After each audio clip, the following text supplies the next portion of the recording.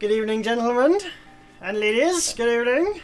How's everyone doing this evening? Oh, it's getting on. It's 21. Jesus, 21, guys. We've got two more streams after this one, and then we are good to go for the year. Wow, pretty insane. I might put something together for New Year's, but pretty crazy, huh? Wow, I don't feel like I've done 20 streams, or is it 19? I think I've done 19 streams. I think I missed 3. Thank you very much, B-Hand Beats, for the 5. How's it going? I'm good, buddy. I am fantastic this evening. Hope you're doing well as well. South Carolina, what's up, yo? What's up, Biggs? I saw someone ask actually, how is the Proton? I don't know yet. The guy is looking into it, so as soon as I know, there'll be updates on the Discord. So yeah, I'll let you know as soon as I know. Definitely gone very quickly. Hello from Norway. Yo, what's up, badass? Good evening. So, gents, on the live stream this evening then, the first thing that we're going to be looking at is one of my amplifiers in the van. I was cruising along the other day. I had the sound system on super low level, like idling. Like I was having a conversation with my passenger. I was on super low volume, and then I sort of noticed that the bass line disappeared in the song, and I was like, okay, cool, they've dropped the bass line in the song and they cut it out for a bit and they're going to bring it back, and it never came back. And I was like, I'm pretty sure there's supposed to be bass here. So I now, if you think your amplifiers have gone into protect, then I looked down at my little my gain knob, and I noticed that my power LED wasn't on for the bass amplifiers, and I was like, shit, something's they've turned off or gone into protect or something. So now, this is very important. Now I know, because I work on these amplifiers, I know that the worst thing that you can possibly do when an amplifier's gone into protection mode but not smoked is to power cycle it. Because sometimes, yes, the amplifier goes into protect randomly. Condensation can cause that. But I would say more than likely, 8 times out of 10, if the amplifier's gone into protection, if you then power cycle it, you cause a bunch more damage than has just been caused by the amplifier going into protect that first time. So I didn't power cycle it. I just switched it off. Actually, no, I didn't switch it off. I left all the bass remote and everything on, so I left the sub amps like turned on with the remote, because I wanted to see the status. I wanted to see, is it in protect or is it turned off, or what has happened. So I was driving along, all of a sudden bass disappeared. I was like, huh?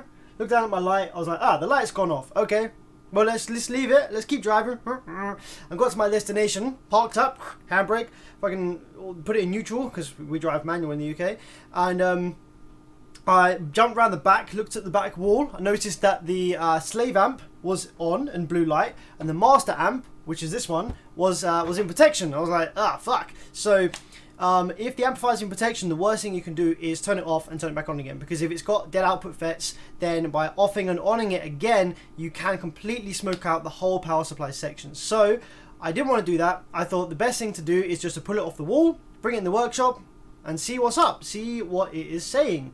See if I can discover why it went into protection mode, which is a pretty long process. Like, it's much easier just to power cycle the amp, but I didn't want to risk it, knowing what I know about these amps in general. I didn't want to just power cycle it with the risk of causing more damage if there was damage already. So the first thing we're going to do in this live stream is we are going to just check the amplifier over. So the amplifier was in protection, which could mean that there's dead output MOSFETs. If the amplifier went into protect due to DC offset, that would be dead output MOSFETs. So I want to go through and just see whether we have any continuity across any of the output MOSFETs here.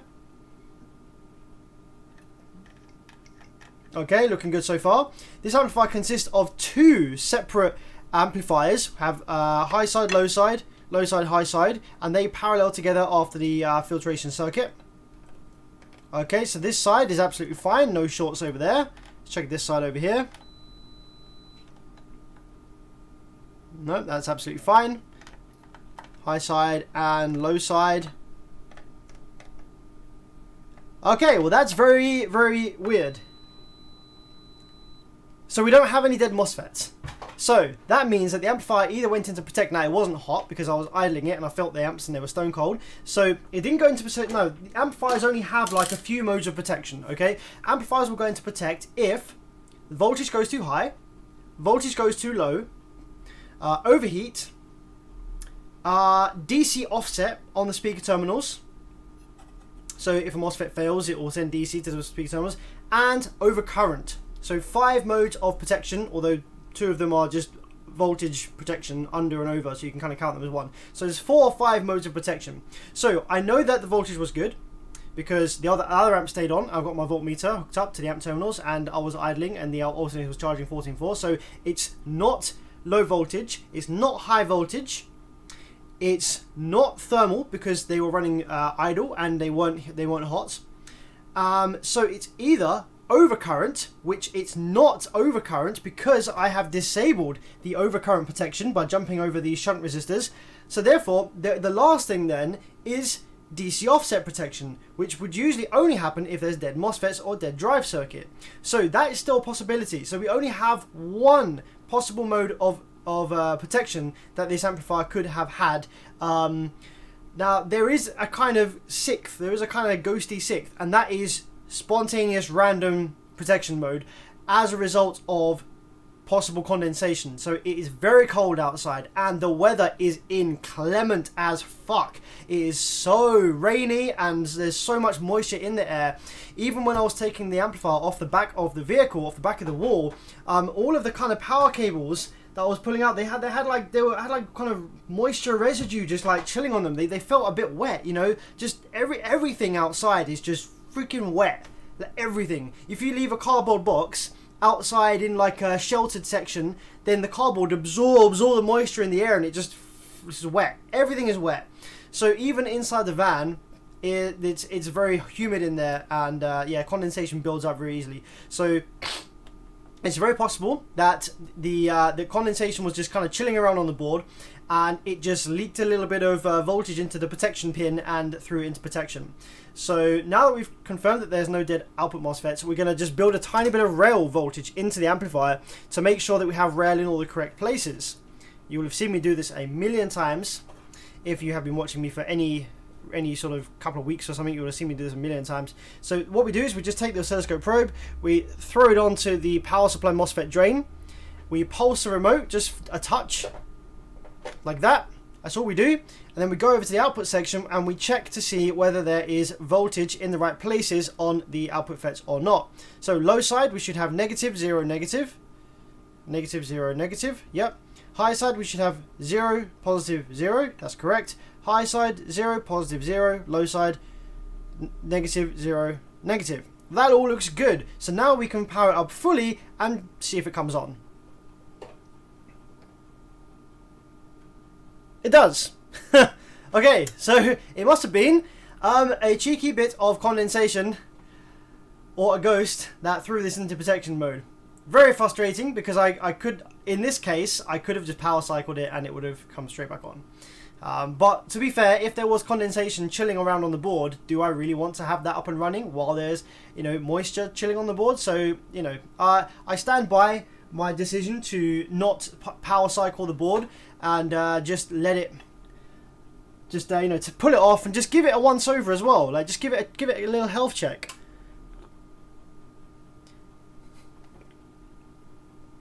So as some of you will know, I run these amplifiers at 0.25 ohms daily.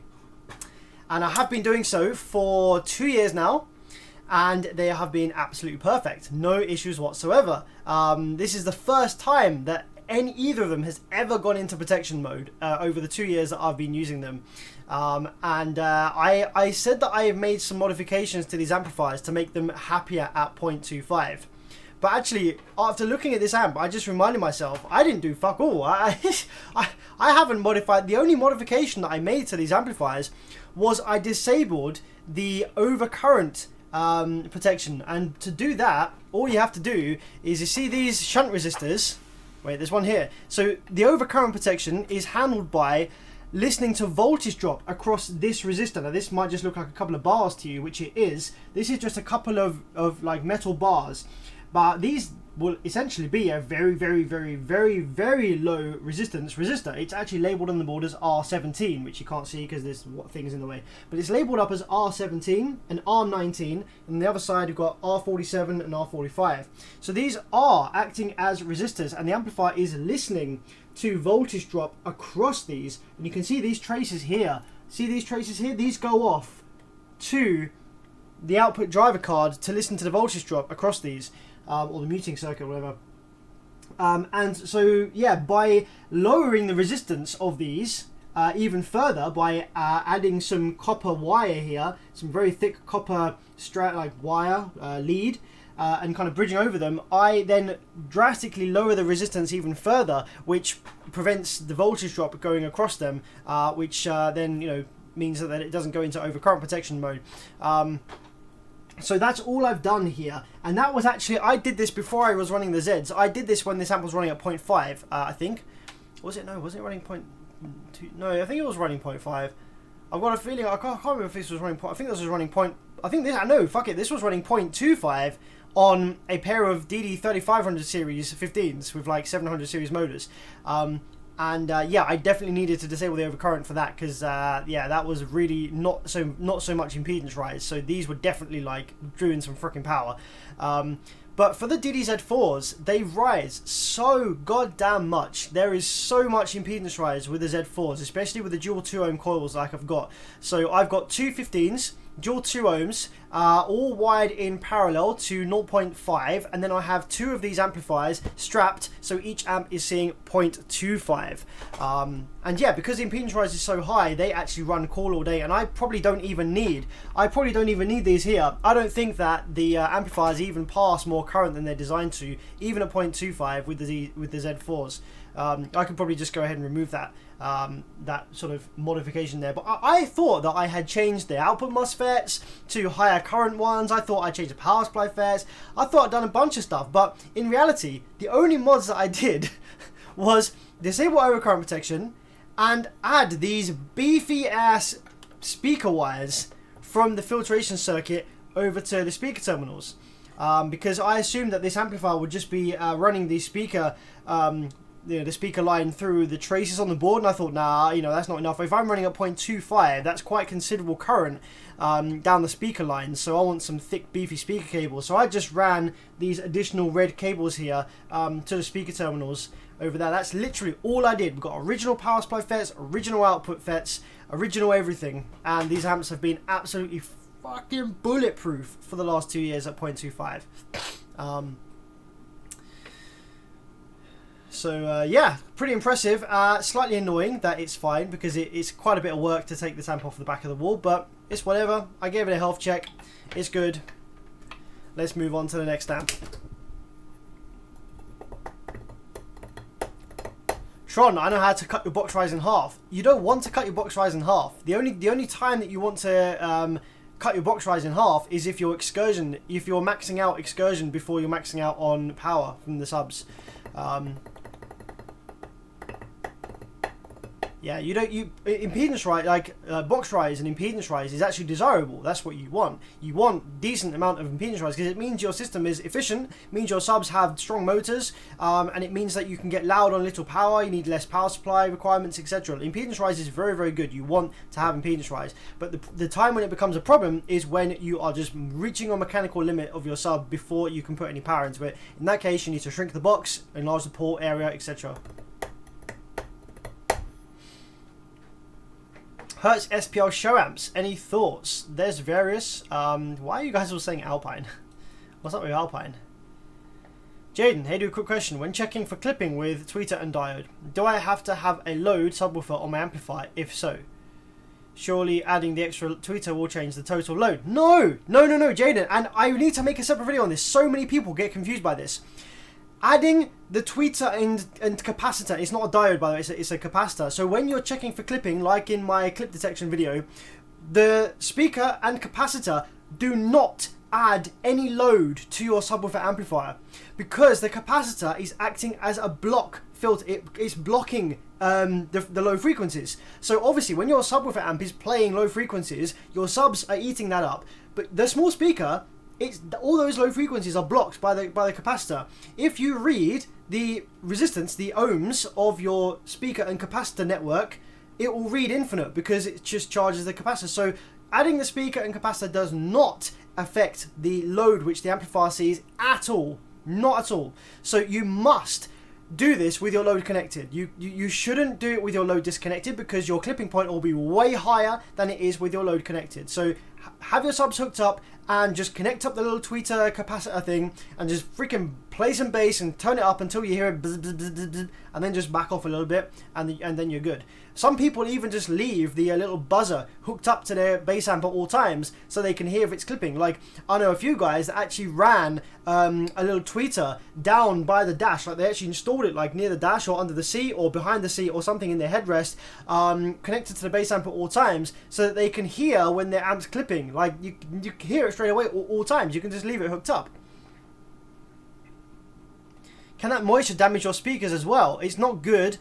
You don't really want to be playing your system when the conditions are extremely inclement and humid and there's condensation everywhere. You just want to leave your system alone. Winter time is not a great time for running your system. A lot of people do, and it's fine, you can do. You just need to be aware that things are a little bit different in the winter time with regards to your system. So just take a note of that and just take it easy. You should put a small speaker in a box and sell it as a distortion detector. Yeah, I have thought about that. It might be something I'll do in the new year. But if I'm honest with you, it's, you know, I want people to just do it, be able to do it for themselves. I am potentially looking into a way to add an LED. So, because so many people ask me, oh, can you add an LED to that little thing, that little speaker capacitor thing, so that you can see when it's clipping from the flashing LED? The easy answer is no. But with some additional circuitry, possibly yes. Something very, it needs to be something very, very sensitive. So I will look into that in the new year, and it might be something, if you guys want to see me release a little product that's like, it won't be half the price of the DD1. It will be like a tenth of the price. Like this thing, I could bang it out for cheap as fuck. Like, you know what I mean? Especially if I don't go crazy on the case. Like if I just do a simple box, like a little plastic box or something, it doesn't need to be like super, doesn't need to be all metal or like wood or anything. It doesn't need to be anything fancy. It's just a clip detector. And like, I'd rather people pay less for it, and you know, it still works the same rather than paying loads of extra money for a fancy box or something like that. You know, I might do some special edition ones that are in a big fancy box and stuff. You know, are in like some nice brushed aluminium or something with some fancy lights in it and show it a special edition. If people want to pay that, I could have my signature engraved on it or berries or I don't know, something like that. I'm doing limited run, but if I'm honest with you, I just want them to be nice and affordable and for everyone to have one, because it's really, really good for everyone to have one and know when they're clipping. Okay. So now that I've confirmed my amp is absolutely fine, that can go back in the van. And what we can move on to is the amplifiers that we have been looking at, the amplifier that we've been looking at over the last couple of evenings, which is this very, very interesting looking Vibe Class H, Class G, Class GH, it's called a Class GH. It's basically a Class AB that has rail switches that switch the rails to turn it doesn't turn it into Class D at all actually, but it basically, after a certain level of output, it enables the rail switches, which switches the rails, which allows you to do a lot more power from the Class AB without it getting so hot. But at lower volumes, it works in Class AB mode for those nice sounds and those nice tones. So what we have here is we have two of these amplifiers. The other one is somewhere. Here's the other one.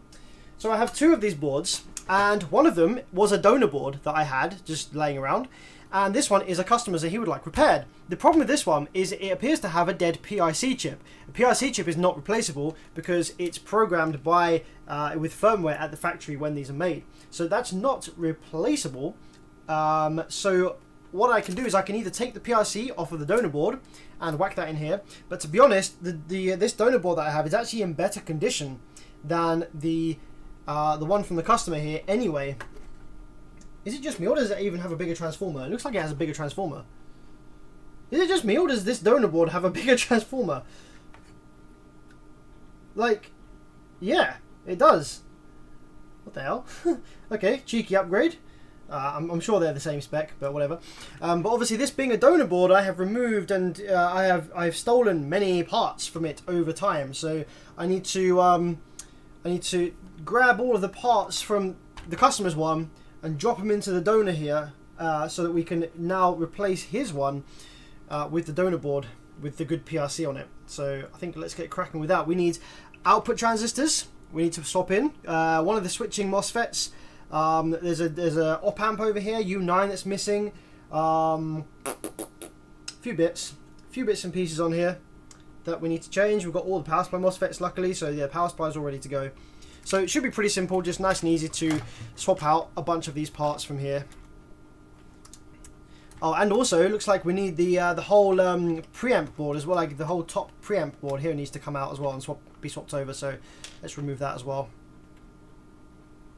Are the boards the same version model? Let's take a look actually. So this is a Rev 1.03 and this is a Rev 1.03, and the date on them actually 8/24/06, 8/24/06. Yeah, exactly the same date. They're the same revision, same date, same everything. Weird.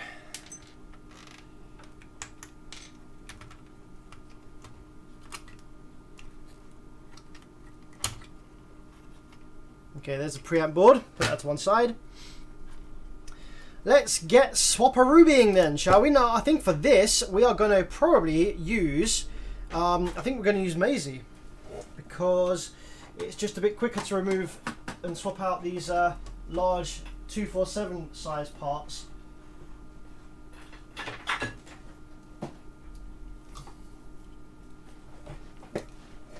No hooky software around to flash the PIC. No, no, that's not something that I do. For a start, Rob, I'd have to have a copy of the original firmware, which I definitely don't have. So even if I did have the means to flash the PIC, I needed the original firmware. And to get the original firmware, you'd have to dump it from a working PIC chip. And in this case, the PIC itself is actually dead, so you can't reflash it. It's dead. Also, the PIC, the original one, is probably locked, so it's probably no use having that stuff available anyway, because you probably can't flash it because it's probably locked or encrypted or something.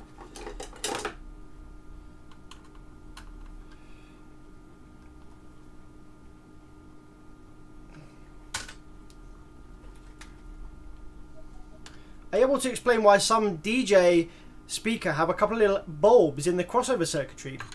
Nope, no idea. I don't really do DJ, PA stuff, so I've never actually seen that. So I imagine it's probably current limiting, maybe. The light bulb probably limits current past a certain voltage to, to protect the tweeters or the woofers, etc.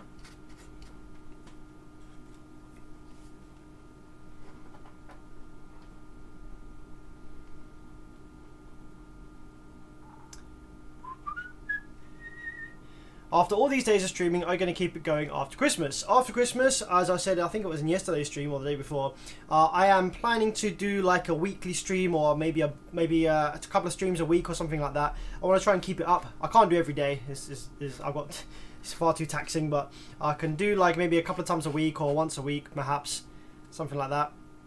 I do enjoy it. It just the problem with streaming is I don't get anything done.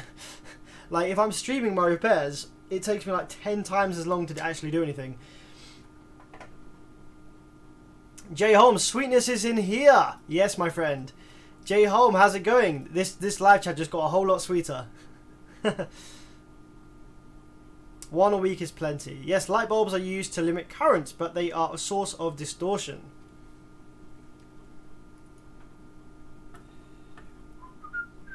Come on, Macy, what you got? It's not heated up to full temperature yet, so we're just going to let it cook for a bit.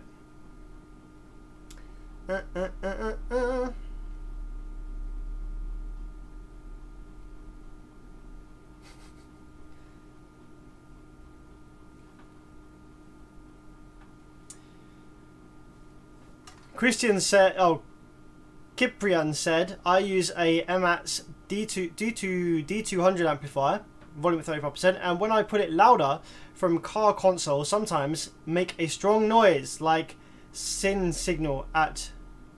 That could be a whole bunch of things, buddy. It sounds like that is actually signal clipping. So if you have your signal level turned up too high into your amplifier, sometimes that can cause like these kind of weird high frequency, like weird ass sounds to come through. So I would possibly increase your gain and lower your signal level, see if that makes a difference. Ah, yes, here we go. This is going to take no time at all to get all these out. Now that Maze is up to temperature, coming out like a treat.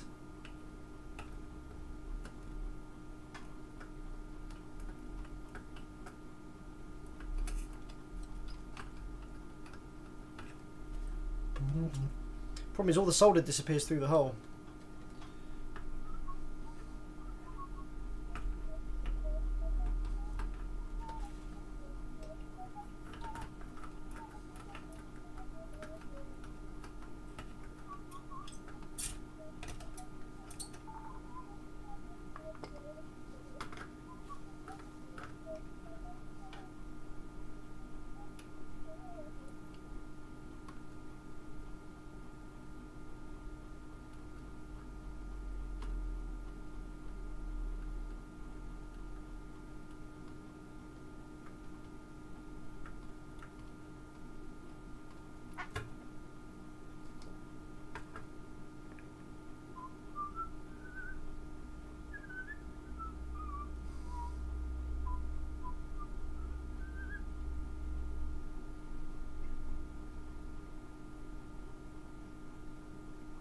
I would read some live chat right now, but I'm keeping my eye firmly on this huge ass, massive ass soldering iron because I don't trust it. If I slip my hand, I don't want to burn myself. This is ridiculously massive and hot, this thing.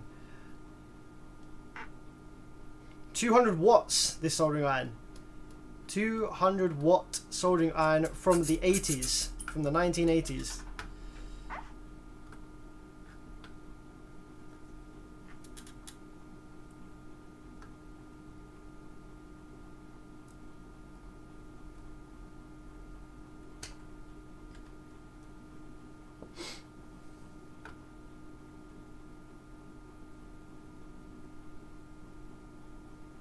I've just had a thought actually, you know what, might have been easier.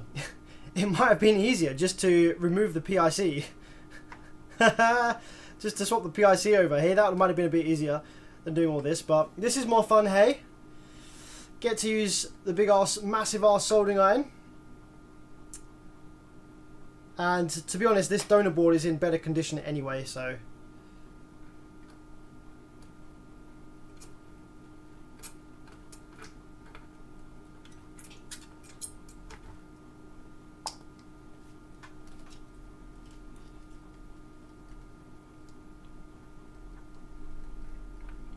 So the Crown BPX 2200, that is not a bad amplifier, but the circuit design on that one is a little bit more generic than the A6000. The A6000 is a completely unique beast. That is like a one of a kind, nothing else quite like it at all. But the BPX 2200 is kind of the same as some of, well, what's the other brand that I've seen there? I think it's a Precision Power. That's got the same board as the JBL Crown. There's definitely another amplifier that's got the same board as the JBL Crown. Now, who copied who, I don't know, but what would you say is best designed and the worst designed amplifier? It's a bit of a tough question because there's so many different types and stuff. I don't know, it depends if you're talking like bass amp or class AB, like SQ amp, or there's loads of really good designed amps, and all for different reasons, all for different things. To be fair, the JL Audio is one of the nicest designed mono amplifiers, the 1000/1. That's an awesome thing. He's closest to me.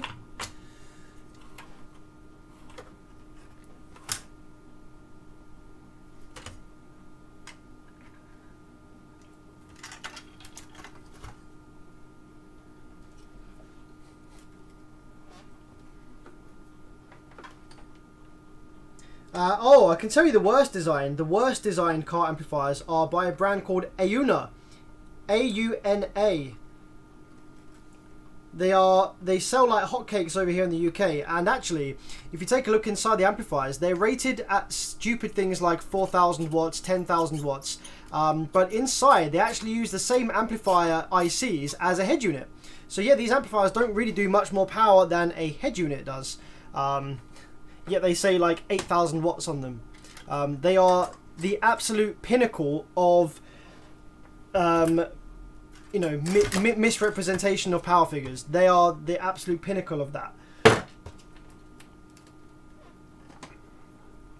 Have you ever worked on an old school American Legacy amplifier? Yes, I have. Wasn't that impressed.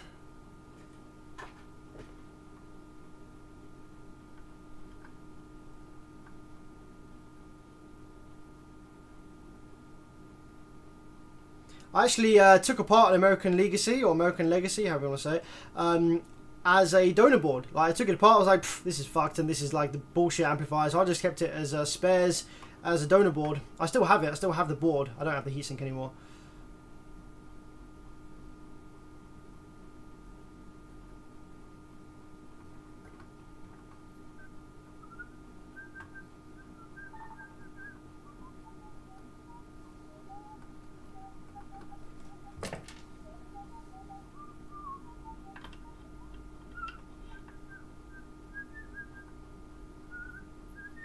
Man, this soldering iron's freaking nuts, I swear.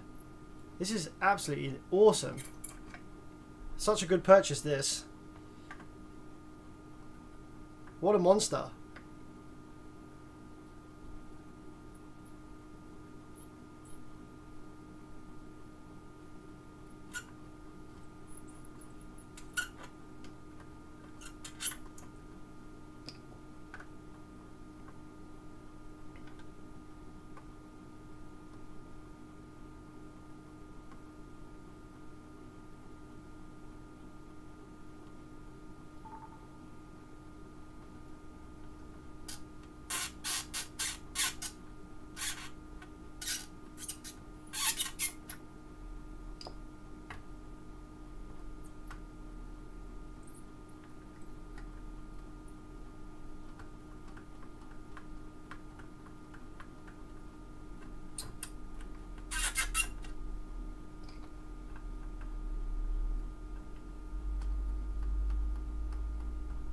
Sam, where does Rockford rate in the sub-amp category? Yeah, Rockford Fosgate amplifiers are fantastic as well. They are their own unique bespoke circuit design.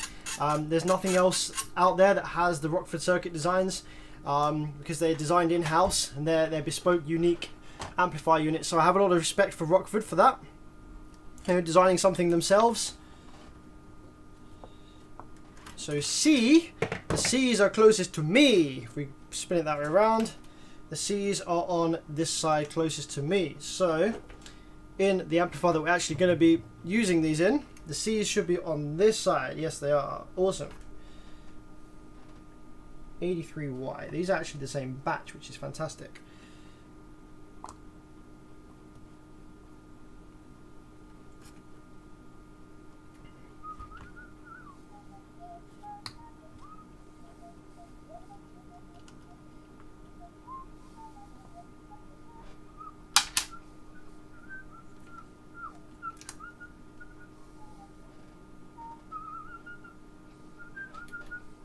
Okay, I can turn Maisie off now because I think we're done with all the big stuff. Actually, I think I need to pull the terminals off.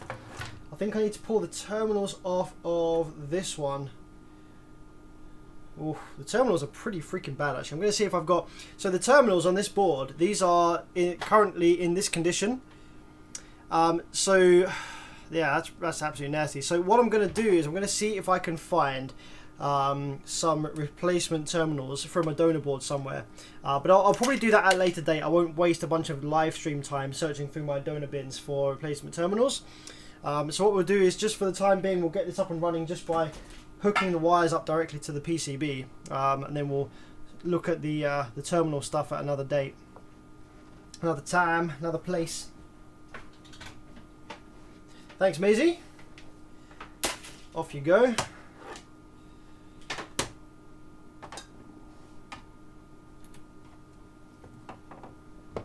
Just grab my regular AOUA. This thing feels like a baby now, honestly.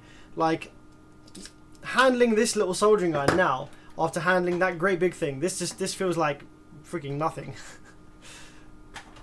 What makes it Class H, or what's the difference from Class D? I'm pretty sure I've been through that a few times, but Class H is the same as Class AB, but past a certain output level, it will start switching the rails so that the rails are switching rather than constant, which it drastically reduces the amount of time which is spent between the A and B.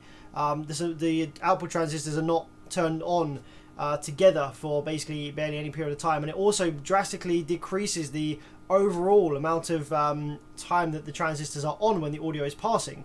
So it allows a Class AB to do a hell of a lot more power than it would otherwise be able to do with the rails being static.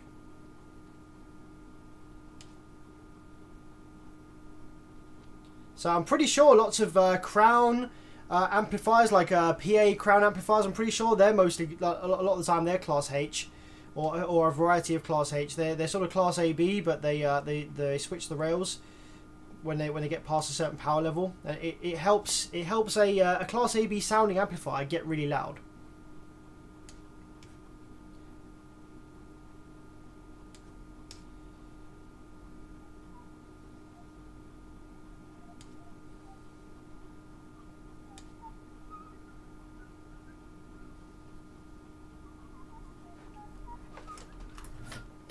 Do DD do any nice three-way components? Yes, of course. They recently discontinued the A series, which I use in the Proton and in the van. I use the A series, which is a three-way, AT28 tweeter, AW3 3-inch, and then the 6.5 AW6.5. I have that in the Proton, in the three-way setup with the T-line doors. I also have the AW6s in 6.5s in the van on the A pillars as well.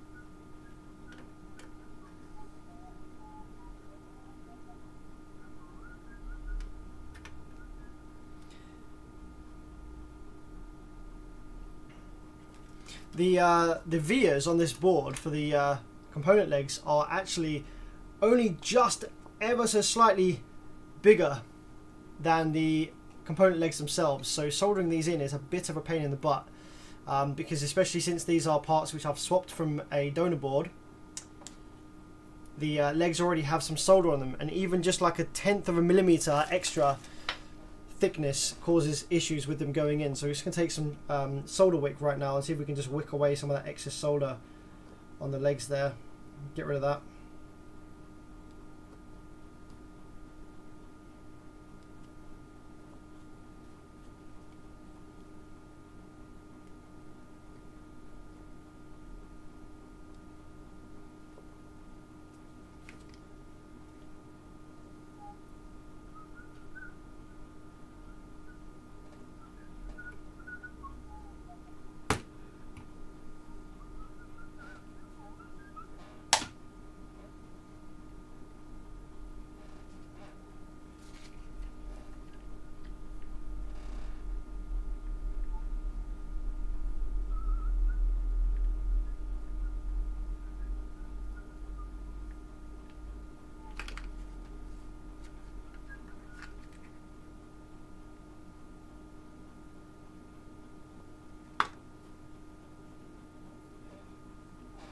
Please don't burn your table. It's okay. This isn't a table. This is a piece of old cloth. It's all good, buddy.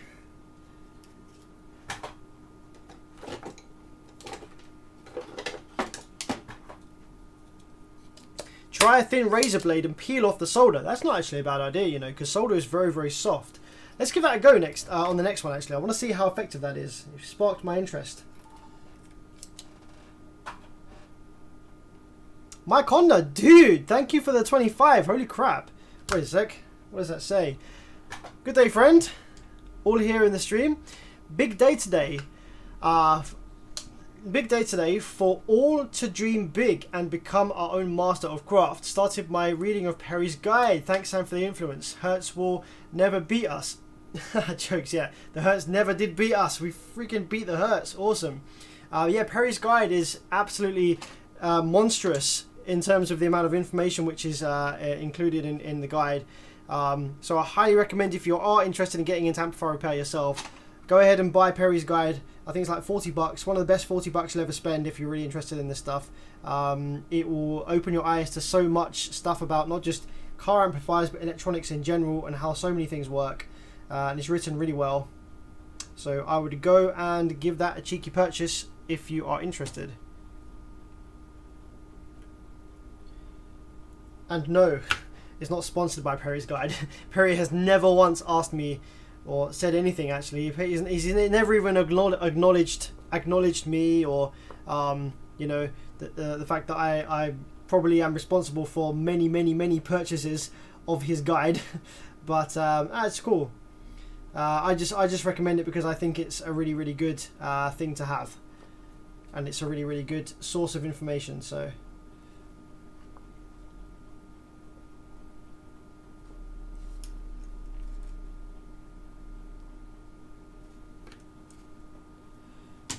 what oscilloscope do you recommend?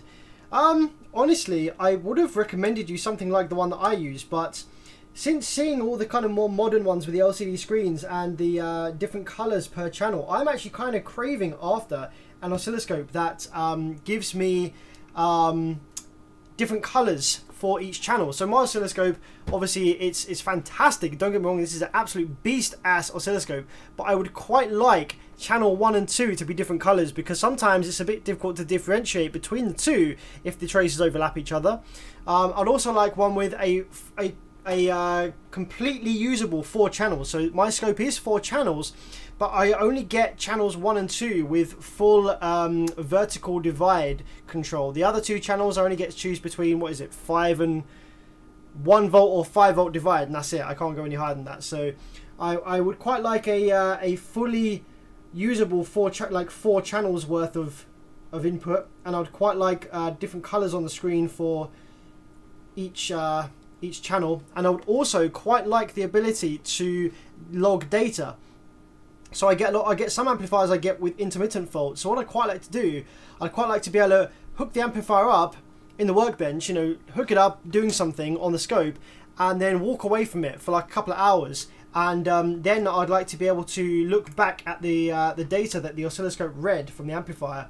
You know, look back at the waves, history, and stuff like that to see when changes happened, or you know, when the amplifier actually produced a fault, for example.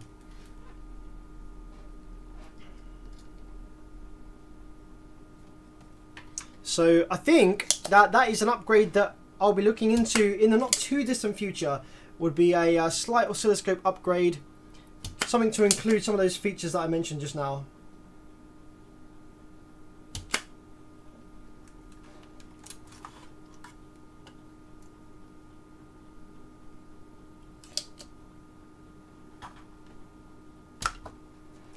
Just trying to clear up these holes for this MOSFET slightly. There's a lot of thermal mass on these pads, and it's proving a little tricky to get the replacement MOSFET in here.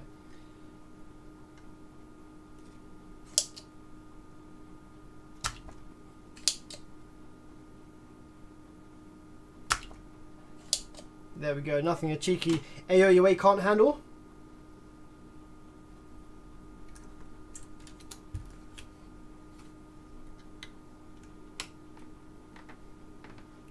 Oh, yeah, these holes are so tight. It's crazy. Can you tell me why? So Petros says, can you tell me why I get half a sinus on my power supply MOSFET's output? Driver stable square wave. Half a sinus.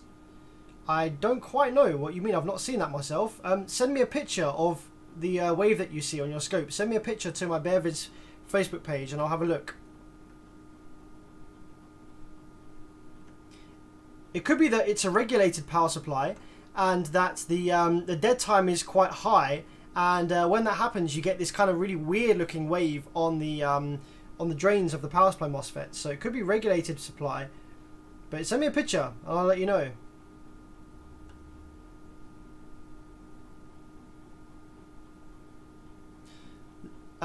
Elliot says, Bevis, last time I checked you did not want a digital oscilloscope.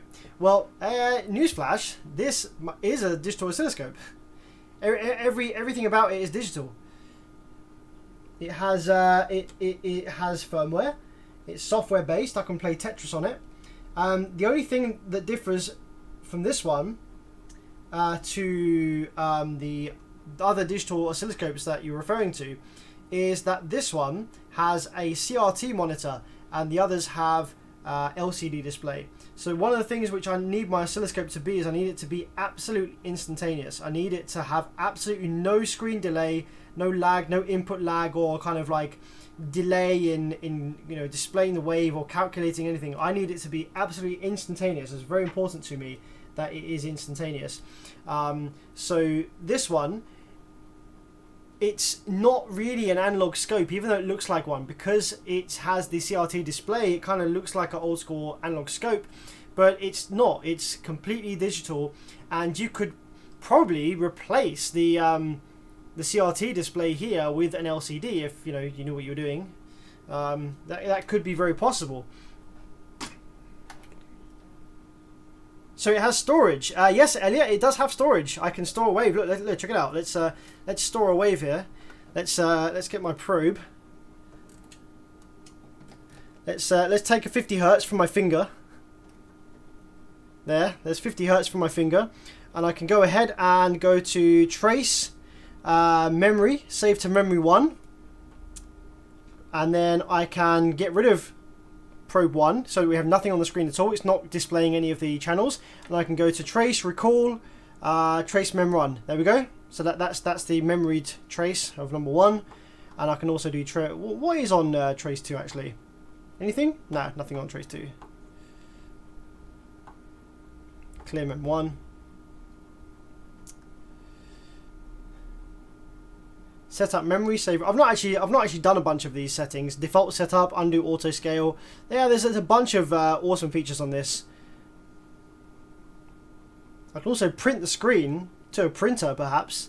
Service menu. What have I got in service menu? Self test, self calibrate, clear menu, previous menu. System configuration. Expand about 0 offset. I have no idea what any of that is, but yeah, pretty cool.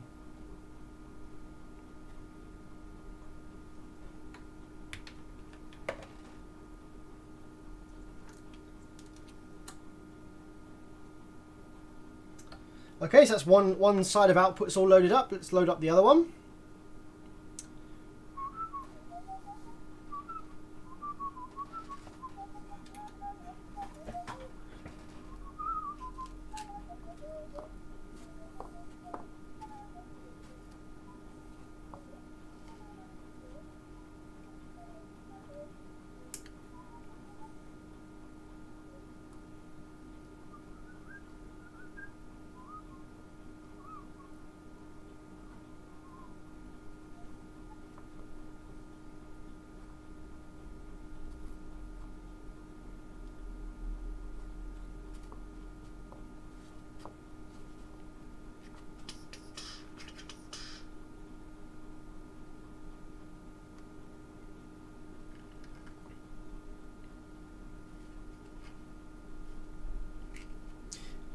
We need to now see it playing Tetris. I would show you it playing Tetris, but what's really annoying is when you play Tetris on the scope, I think it requires most of its computing power, or I think it swaps out like ROM banks or something. But when you play Tetris on it, it then reverts to factory settings. It's really annoying. I have to go and set up all my display settings and all my, all my channel settings and everything again. It's really annoying. If you really want to see Tetris, I'll show you, but it just means I have to kind of sit there and reset all my settings to how I want them afterwards. Or if you don't, or if you really want to see it and can't wait, then just go to YouTube and type in HP 54602B Tetris, and there's videos on YouTube of it playing Tetris.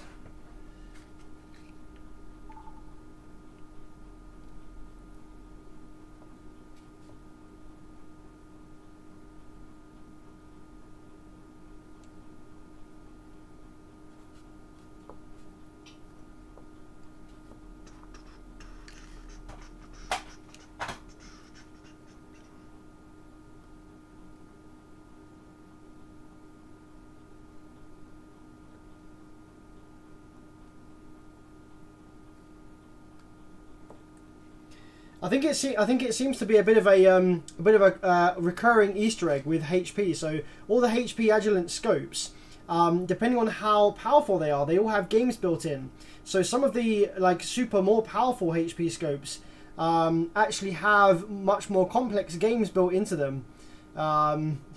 It's pretty cool. If you go on YouTube, you can find a whole plethora of games on these HP scopes.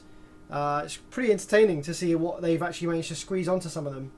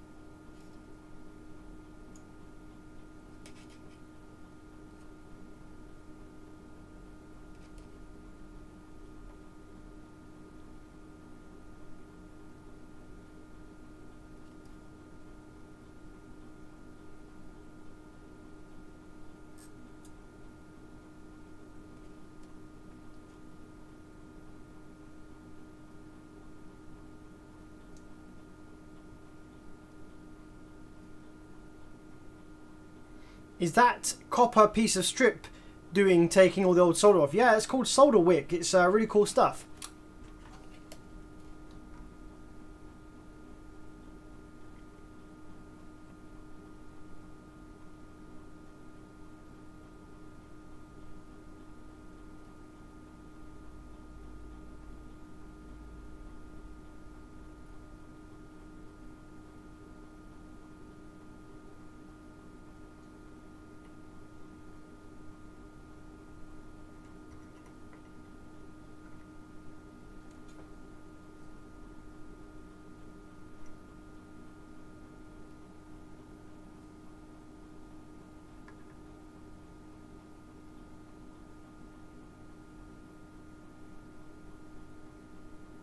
What makes an Orion HCCA amplifier so current hungry?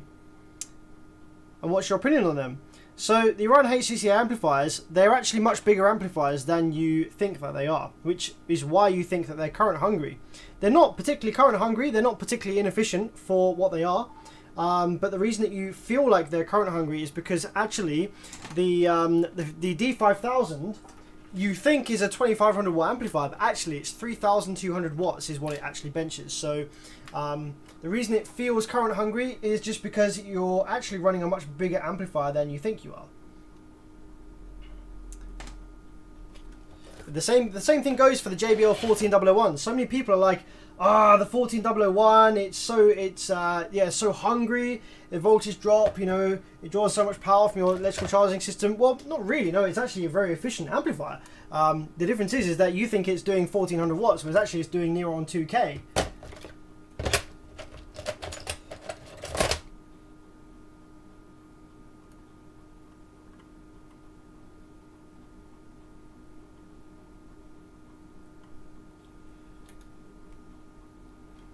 there's a little diode which is an extra thought, which is across the MOSFETs here, and this looks to be between the gate and source, and that will be to help it turn off quicker. That was a bit of an afterthought. They didn't put this on the PCB during the design stage, and they must have felt that it was required at a later date.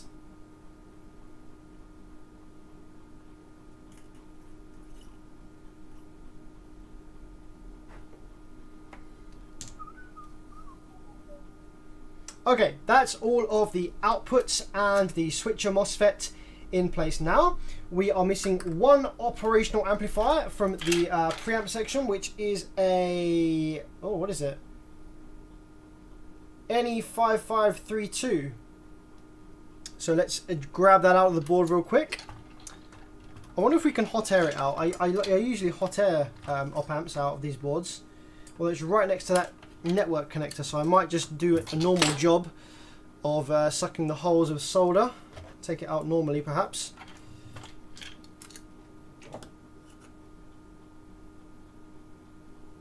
There's another one over there by the slave input switch.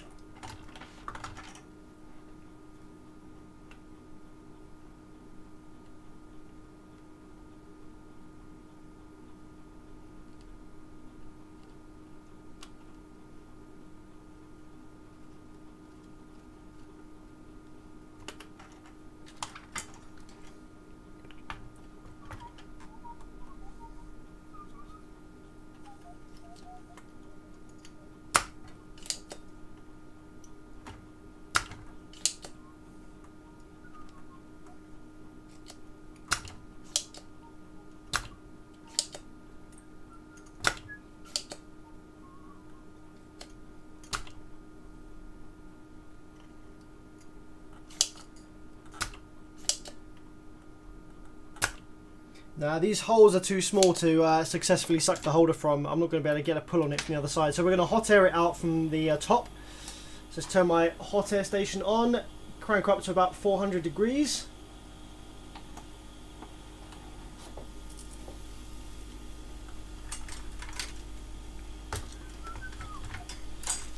Drop some flux on the board.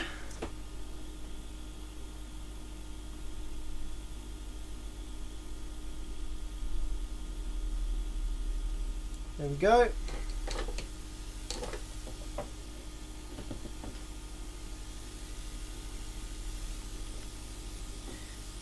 Matt, yo Sam, is this the Black Box 5? This is the Deep Space Box Base 1, but it is a Class GH hybrid amplifier, which is what it says on the front, Class GH, but I think it's just Class H.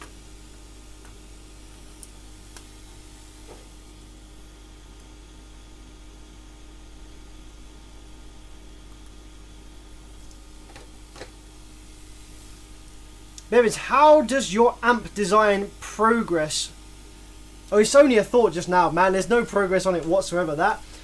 My own amplifier design is still like 5, 6, 8 years away, maybe even longer. It's completely different ball game. Designing your own amplifier is completely different to repairing stuff.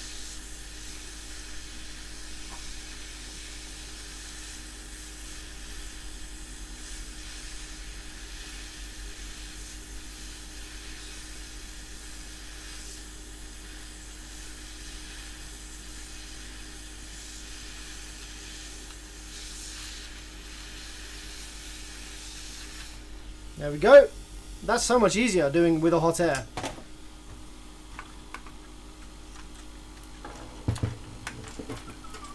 And there's one last thing that I need to remove from this board, and that is one of these switches. One of these slave master switches on the side of the board here. Because I just noticed one of them on the customer's amplifier is snapped. So let's remove that. Get that off the board here real quick. We're just going to flood this in solder and just go backwards and forwards over these pads. That should come off pretty easy in just a moment.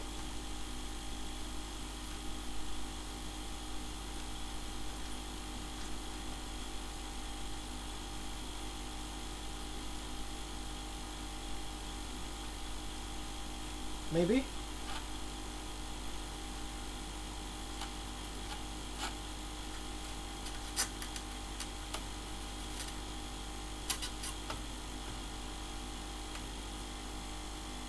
There we go. Took long enough.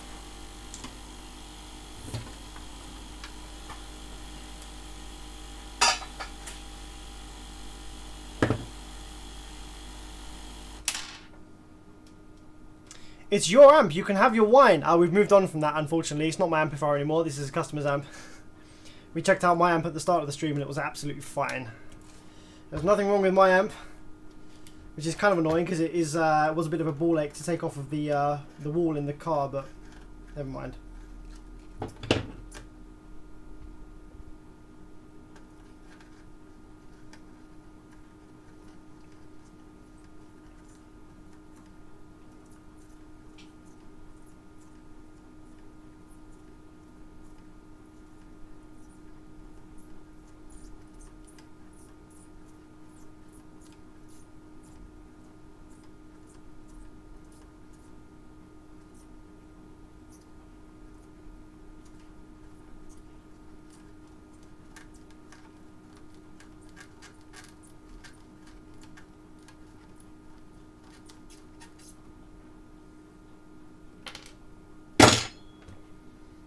Suck the hose.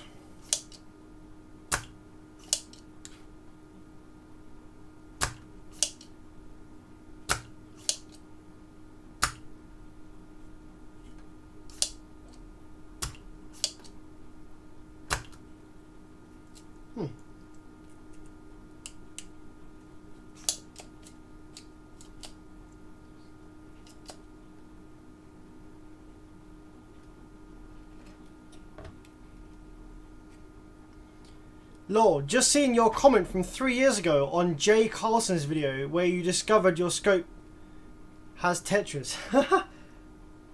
That's quite funny. I didn't remember that I commented. What did I say?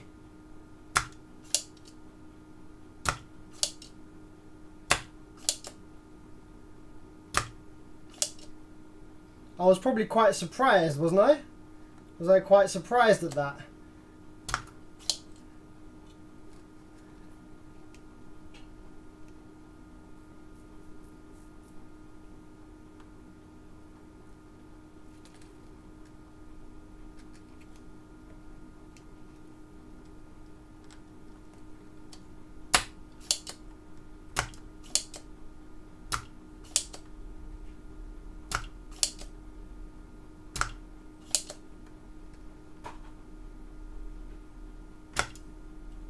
Okay, so the holes are sucked for the switch and the preamp op amp, and I don't think there's really anything else on here that actually there's a capacitor here that I think I stole. Like, this is going to be the thing that before we power it up is going to be looking over the board and just looking for things that I stole from this when it was a donor board and putting them back in from the customer's board. So I think we've almost got everything. Op amp here, switch on the side, small capacitor there, C81.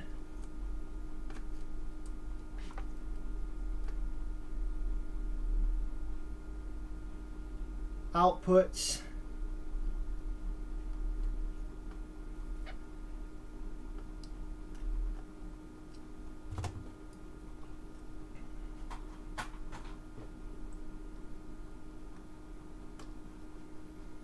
The op amp in place.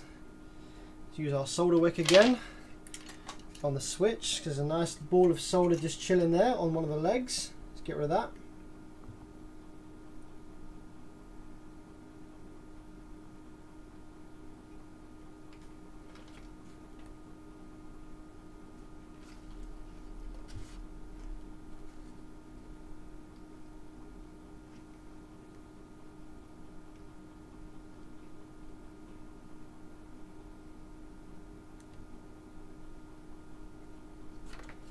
It's quite tricky to get the solder out of these middle legs, these very small ones in the middle here, because of how they are and how the switch is. But I think it's pretty dirty, this switch. I might give this a quick clean with some isopropyl alcohol while we're here.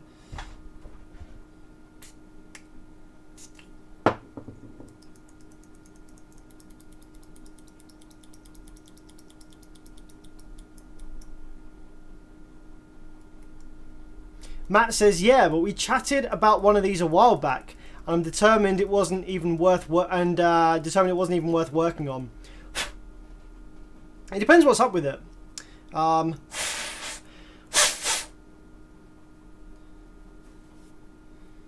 In this case, the only issue with the amplifier was the power supply FETs, so I took this amplifier on because it was only seemed to be a nice easy power supply repair.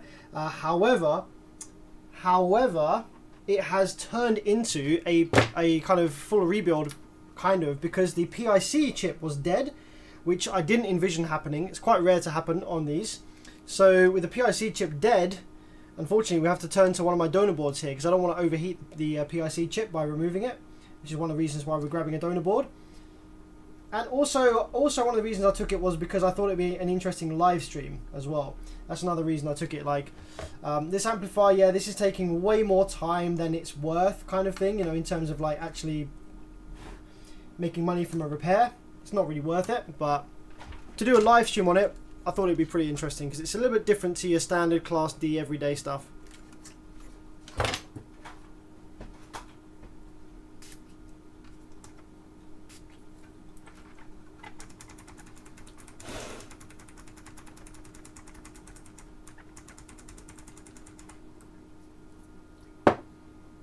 Okay, so I think there's possibly one more thing that I have missed, which could be, oh no, I was going to say could be a capacitor, but actually this board doesn't have it either, so it must just be an empty spot.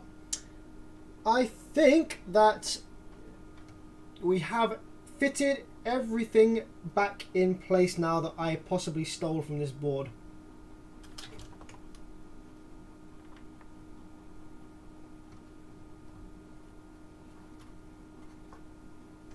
Resistors, just checking the resistors in the preamp section, all looks good.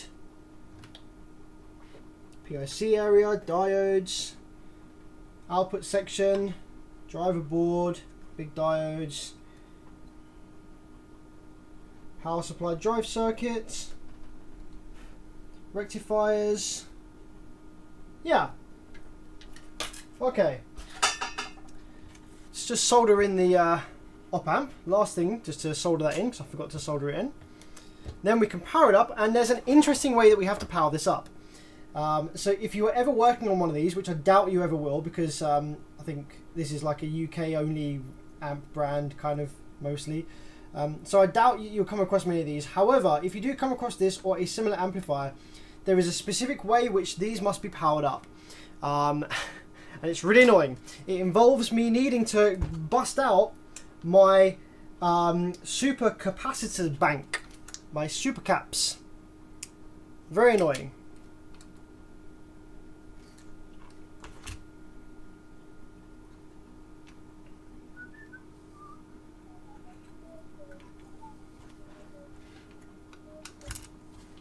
Okie dokie. So I'll show you what these amplifiers do when you try and power them up with your regular bench power supply. Okay, so my bench power supply here, it rocks 20 amps and 16 volts. However, I think you'll find that although that is definitely enough to get this amp up and running, the amp won't let you turn it on with just that amount of power. This is very frustrating. So let's just see what happens. I do need to solder my my power wires on here because I've removed the terminal and I can't be asked to fit a new one just yet. So we're just going to temporarily solder our power wires onto the board here.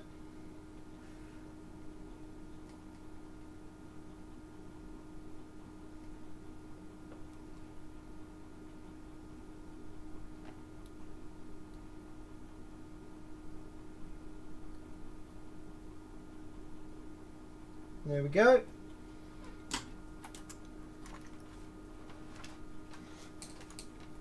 And grab our remote cable, shove that through the little remote hole. And we need to put one fuse in place. Where did I put all the fuses from this? Let's have a look. There we go. Let's take one from the old amp. So, okay, to power this up then, we have our regular power supply, bench power supply, up here. So let's turn that on. As you can see, we have no current draw just yet. 12 volts. I'm going to allow 6 amps into this board, okay? So let's take a look at the power supply drive wave then, shall we? Reject low frequency, 5 volts divide, and 5 microseconds divide. Power supply MOSFET here, let's have a look.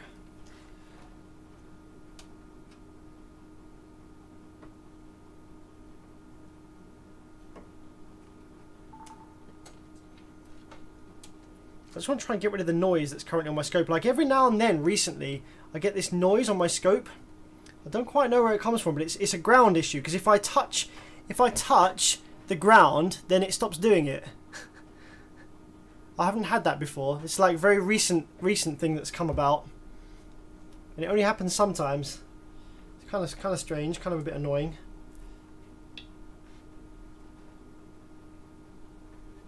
Does it happen on all the probes? Let me try probe number 2. Does it happen on this one as well? Oh, it's only probe 1. That's interesting. So it's something to do with this one probe then. Yeah, something to do with this one probe. That's weird. That's right, I've got tips for my other probe coming soon anyway, so I can just long this one off. Okay, so anyway, power supply wave then. What do we have? We have the same initial health check pulse. So this is the amplifier doing a health check mode. This is the power supply building a tiny bit of rail voltage, making sure that the output section is not shorted before going into full duty, before powering up fully. So now if we allow the amplifier to try and power up fully, let's see what we have. There, you see? The amplifier goes to power up fully. It draws the full 6 amps from my bench power supply. There's a tiny split second of a square wave from the power supply, and then the amplifier shuts down, goes into protection mode. And the reason for that is because this amplifier requires a humongous amount of instantaneous current to turn on properly. Let's give it 20 amps now. Let's give it the full wacko from this bench power supply, and let's see if it will turn on with the full 20. It doesn't usually, but let's see. Nope, still won't turn on with 20 amps. So the only way to get this amplifier powered up is to give it some, big current. And to do that, we need to give it the supercapacitors.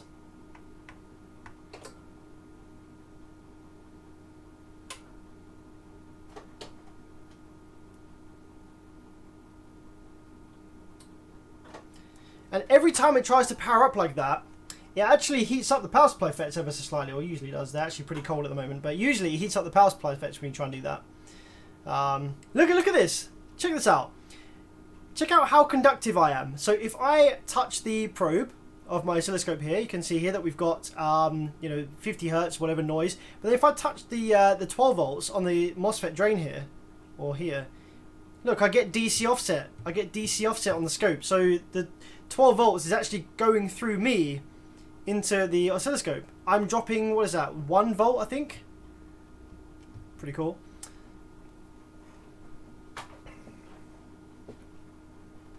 What model is that Vibe? This is the Deep Space 1. Deep Space Box 1. I don't know the fucking weird ass names on these Vibes.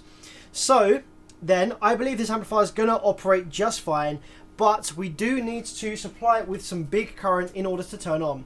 And in order to do that, I'm going to grab a little bank of ultra capacitors, which I have down here, for this exact purpose.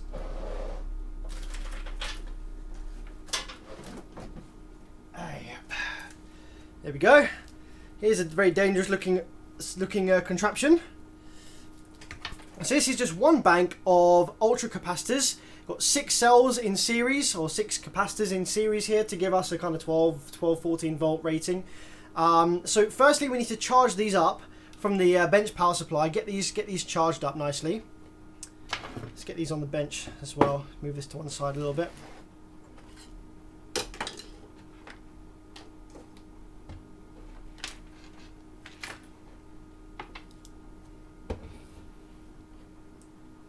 You can also use a car battery for this as well. I don't have a car battery with me right now. I don't have any spare ones at all. All the decent car batteries are in my van.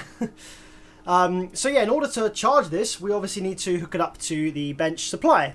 So what I can do is I can actually go ahead and hook it straight up into the terminals here of the bench supply. I'm going to turn the voltage all the way down. I'm going to turn the current all the way down as well. And turn the power supply off. I'm just literally going to shove this and connect this into the positive and negative terminals of my bench power supply. And that will allow us to charge it up.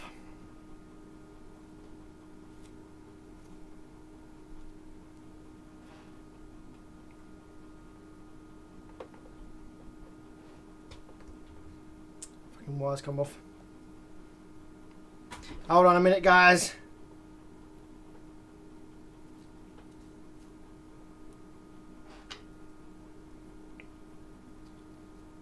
Yeah, the Duracell is pretty cool, isn't it? I didn't actually do the Duracell wraps. Someone else did. The previous owner did the Duracell wraps, but I enjoy it. It's really cool. It's a nice little touch. Looks like massive Duracell batteries.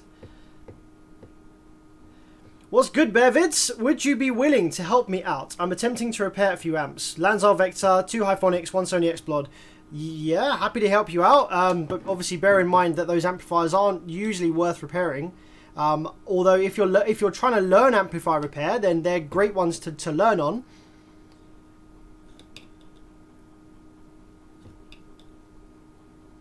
Because you know, they're not particularly powerful and they're not worth much. So if you screw them up, it's not the end of the world.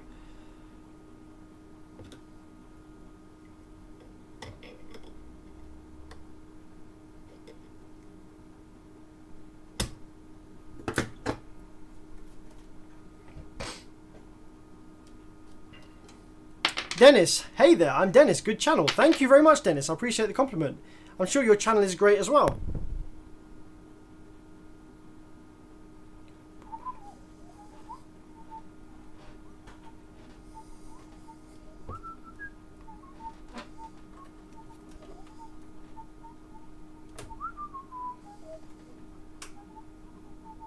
Okay, let's see how much charge is in these at the moment then.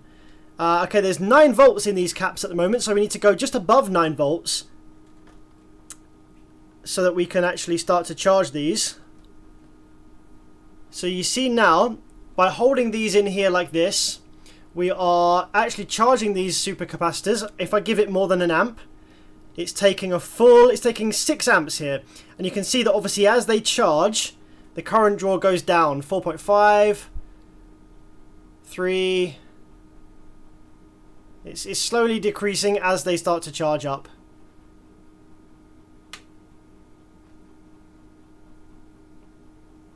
So we want to get to the point where there's about 11 volts just chilling in these, you know, ready to go.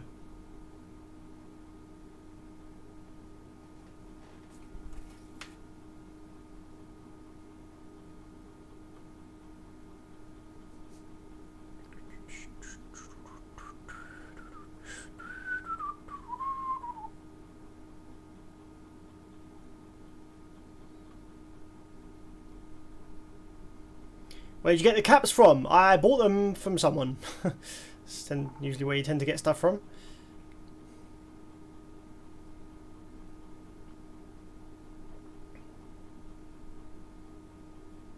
How do you repair FM transmitters? Says Zepru. I have no idea. That's not my field of expertise. I don't do FM mains stuff like that. Sorry, buddy.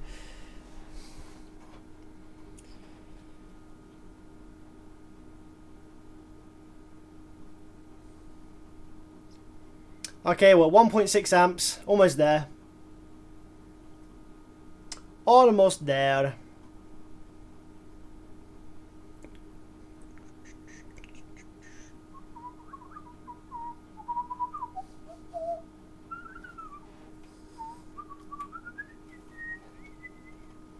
Where can I get the Duracell wrap from? I have no idea. I didn't do the Duracell wrap on these ones. Sorry, bud. I'm sure if you Google it, though, you'll find what you're looking for. Generally, you can pretty much Google anything these days, and you'll find what you're looking for. So, yeah, Google Duracell wrap for, and then battery type.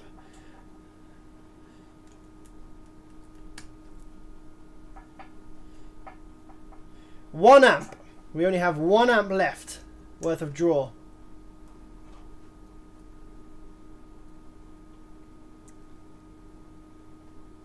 I know what you're doing, but it doesn't look too safe.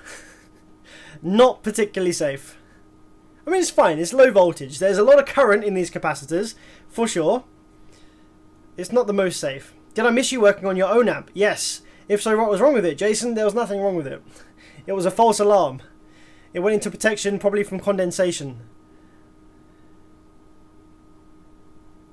Sam, what do you think of lithium batteries in car audio? Yes and no. Different types of lithium. There is a specific type of lithium which is an absolute yes. But there is also other types of lithium which is an absolute no. I can't remember exactly what the models are off the top of my head right now. But I'll try and remember at some point.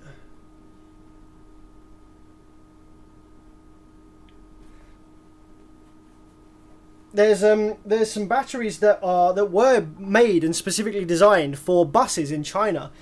I can't remember what the type of lithium was though, but they're different to anything else. They were specifically used for electric vehicles, electric public transport vehicles in China, and they were specifically designed to be run completely flat every single day. So they run them right down to 0 volts. And then charge back up next day and run again constantly. And yeah, they're absolutely insane. You can shoot them with a gun, you can cut them up with an axe, you can completely dead short them, and they never catch fire. They don't like blow up into flames like you do see other lithium batteries. What happens is, if you dead short the cells out, then what happens is the cell will reach its critical temperature, and then it will blow the top off, and then all the lithium, all the electrolytes, all the stuff inside just gases out. Then you're just left with not a battery anymore. So it's fine, you know. Once it's vented, that's it. And yeah, in terms of catching fire and exploding, there's you can puncture them, and once you puncture them, it completely disrupts the electrical balance, the chemical balance inside, and then it's no longer a battery anymore. So yeah, I can't remember exactly what technology those ones are, but those ones are the ones to use. Okay, so now I've pretty much charged this up to 11.3. We got 0.2 amps worth of current draw there. So what I do now, I can either keep these wires in the power supply up here and turn the amplifier on like that through the rest of the wiring, but I think I'm going to give it straight to the amplifier. I think I'm going to give it straight to the amplifier on the amplifier's terminals here, like this. Which one's which? Positive is this one. Yep, positive is here. 12 volts. Yep, so we're going to give it to the amplifier right here, right on the terminals, and hopefully it turns on like that. And then once it's powered up, we can remove the ultra capacitors completely from the circuit, because then it's not required anymore. So what I'm going to do is I'm going to take my oscilloscope probe and I'm going to clamp it onto the power supply MOSFET drain.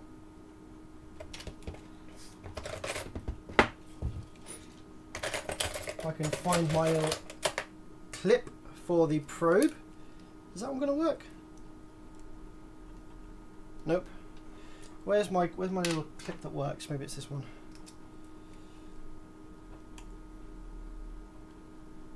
No? Ready? Oh, I've chosen the wrong probe. I've chosen the 100 volt probe. Damn it. Where's channel 1 gone? Channel 1, all the way down here.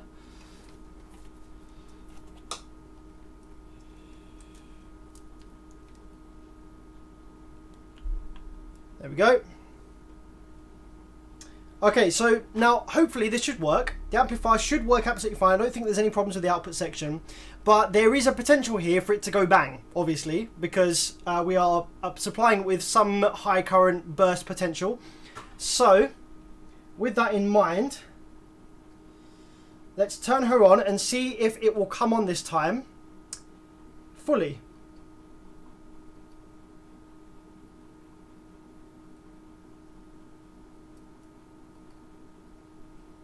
What shall I give you? Scope screen? What do you want to see? Scope screen or amplifier?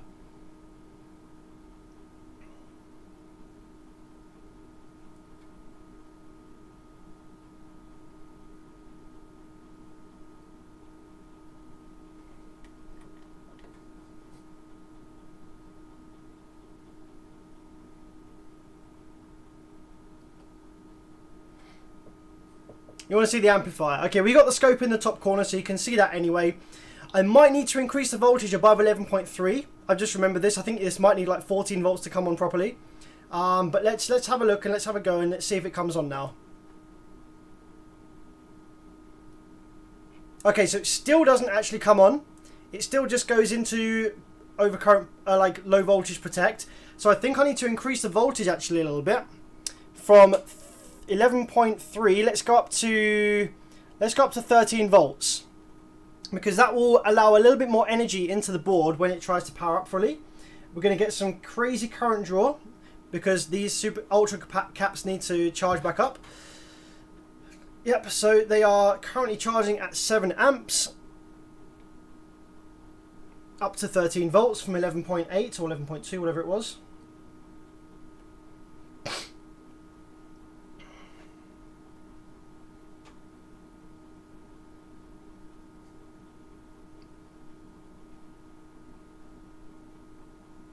Are Taramps any good? Some of them are, yes. The Smart 3 is fantastic.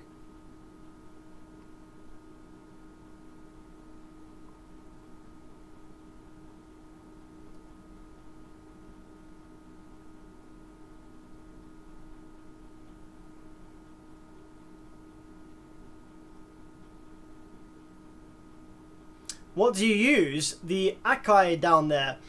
So this I use for changing the camera sometimes.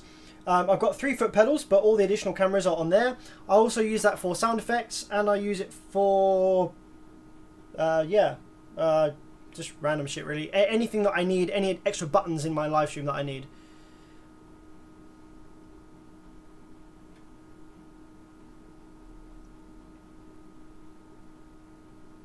Yeah, the Smart 5 and Smart 8 will be really cool. Yeah, that'll be kind of the go-to amplifier for a lot of people, I think.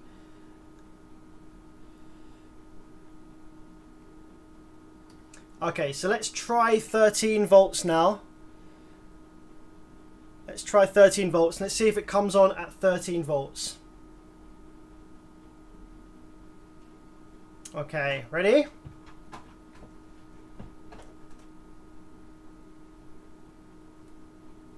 Ah, oh, nearly. Come on. You can do it.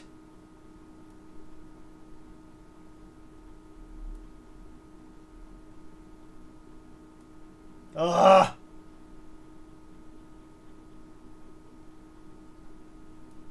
Nope, still doesn't want to come on. All this is just current draw. If I had a car battery here and I just hooked up to a car battery, it would come on straight away. But yeah, I don't want to do that. Like, I don't have a car battery laying around either, so I'm just going to check nothing's heating up in the output section. Nothing's getting hot. It just that freaking PIC, just needs like ridiculous amounts of current in order to turn on. It listens to the tiniest bit of voltage drop. There we go, I've got 14.4 volts now, so let's just wait for these super caps to charge up to 14 volts and then we'll give it a go.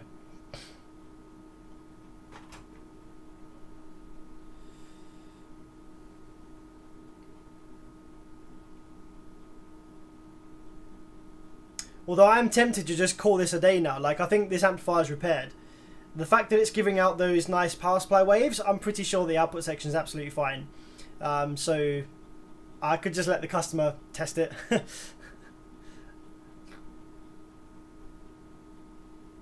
you familiar with the DC Audio Pitbull amp and do you like it? Nope, never heard of that one.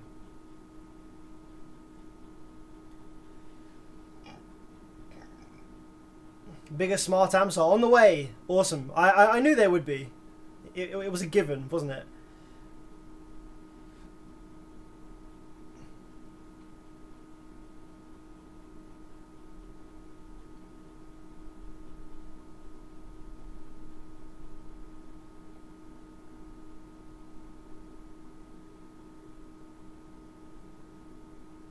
You know about Profile 1200 amps worth fixing?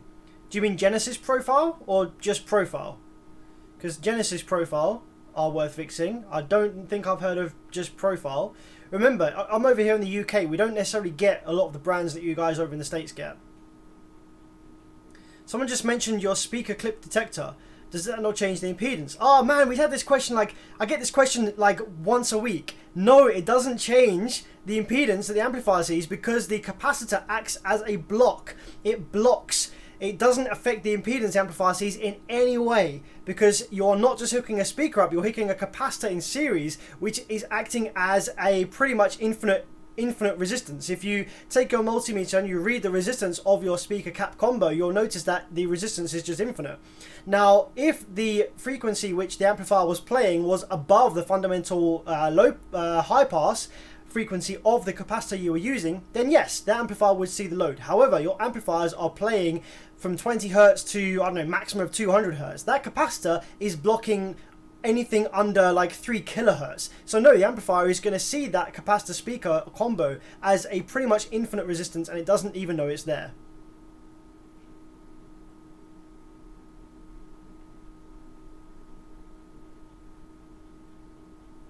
Okay, we're drawing 1.1 amps now into these capacitors, but I'm bored. Let's see if it will power up with the 14 volts. Hey, there we go. We have operation, 2.7 amps being drawn. I can now remove the super caps, put those down, and we can check the circuit, make sure it's all working fine. There you see we have some interesting looking power supply waves, but that is a regulated power supply. If I turn the voltage down, you see it looks now more like a square wave. So we have a regulated power supply.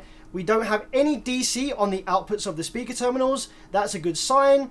Nothing's getting super hot, I don't think. Well, something is getting super hot. Holy shit, what's getting... I think the... shit. I think I'm supposed to have those on the heatsink. Whoops. I think I remember now from before. There are some tiny components over here which are dropping quite considerable voltage across them. And if you don't have these on the heatsink, then they get freaking hot. So I might need to just... yeah, I might need to replace those ones because they did get so hot that I saw visible smoke. But there are some components over here which I completely forgot about. My bad. There's some tiny freaking transistors over here, which are these ones here. And these ones are voltage regulators, and they are dropping some pretty big voltage across them. And that's just how they are. They need to be attached to the heatsink in order to not operate at 150 degrees Celsius. So the fact that they got so hot just now, I'm going to swap those out with the ones that were on the customer's amp. They're probably fine, but I want to swap them out anyway, just to be on the safe side. But yeah, the amplifier's functioning absolutely fine. We have nothing, none of the outputs are getting hot. They're all looking fine. The rail switches are fine.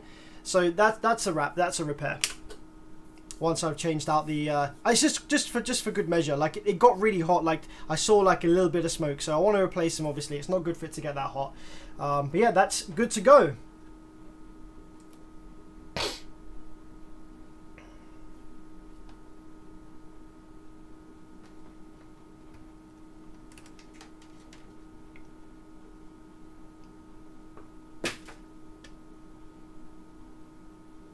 To desolder my power supply wires now from this board. Now, gents, ladies and gents, I have two more amplifiers we can look at this evening. I've only been live streaming for 1 hour 35, so that's pretty good. I've got another one of those cadence amplifiers. Do you remember from my stream a couple of days ago, we had a blue cadence amplifier that was a Class AB MOSFET amplifier, and I've got another one of those, which is actually a completely different customer, and it's just such a coincidence. Like, what are the chances of getting two of those pretty rare amplifiers? They're pretty rare in the UK now, those Cadence Class AB MOSFET amplifiers. What are the chances of me getting like two within the space of like a couple of weeks? But I've got another one with the same issue, probably dead output FETs, so I'm going to go and grab that one, and also grab Hyphonics, that's probably got a dead output section as well that we can look at.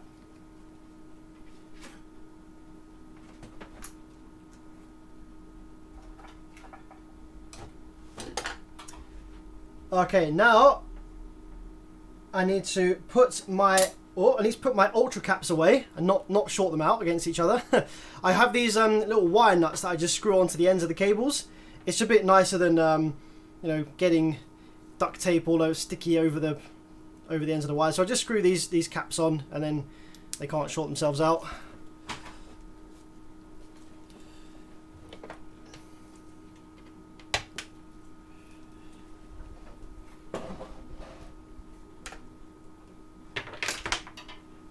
we go. All right, let me just go and grab these cadence then. I'm going to update my current amp to, what are we going to do first? Now, there was a gentleman that actually really wanted to know how you bias a Class AB MOSFET amplifier once it has been repaired. So, I'm just going to let him know that I am live now and about to do exactly what he wants to see.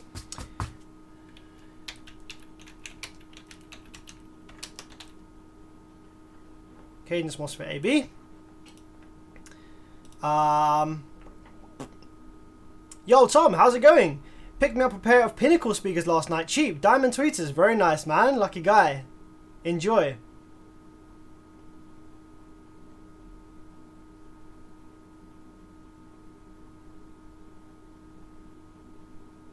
Yeah, I'll make another video update on the clip detector, if you like. Just to kind of go over some of the frequently asked questions that I get. I'm also going to look into seeing whether we can add an LED somehow to that, which would be pretty cool. Right, BRB, just going to go and get the next selection of amplifiers then.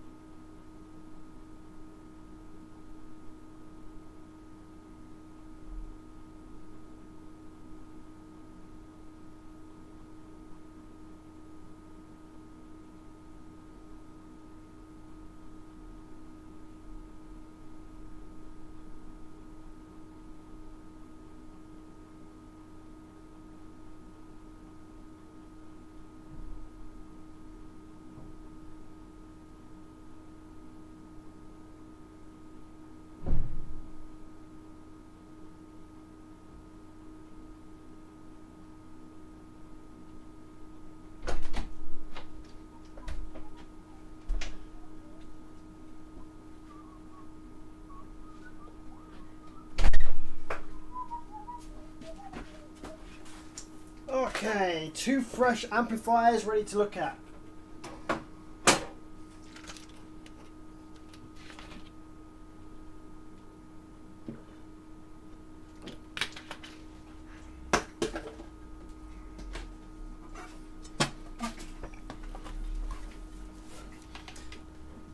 So the first one, which you'll recognise if you've been watching STREAMMAS, is this blue cadence, which is actually a different one to the one we repaired before. Just so happens that I have another customer who's got another one. And this one's in not quite as nice condition. It still looks pretty good, to be honest, for its age. Still looks pretty nice, but we have got like a big dent on the side here. Okay, cool. Let's crack this one open and let's have a look. I imagine this one's probably going to have dead. I imagine this one's probably going to have dead output MOSFETs again, the same as the other one did.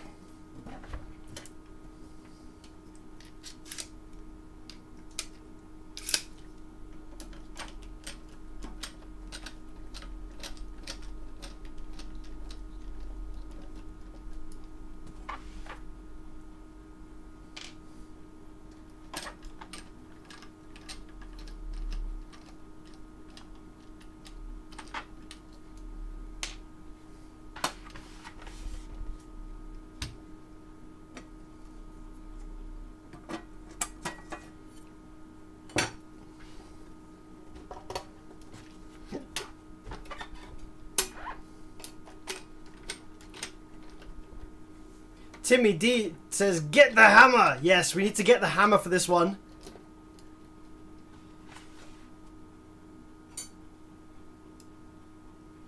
I remember a while ago you were announcing a video where you explained the difference between Brazilian and Korean amplifiers. Is it coming? Maybe. I've written the script for it. It's a long one. It's such a big video that it's because I want to make it so good that there's just so much pressure. So I'll just keep putting it off. Like, I've written the script for it and everything. I've started recording some of the voiceovers and stuff. And there's a lot of examples I need to do, and I've been so busy with repair work. If I get some spare time in the new year, in January, then I'll sit down and I'll start working my way through making some of the footage for it. But it's a big project, that one. That video, I need it to cover absolutely every base, and I need it to be perfect in the way that I want to explain the differences between them. So it's coming, but I want it to be super good. So now, to get this case off, you have to hammer it. So guys, if your headphone users actually know what I'm going to do, I'm just going to reduce my volume down low while I do this.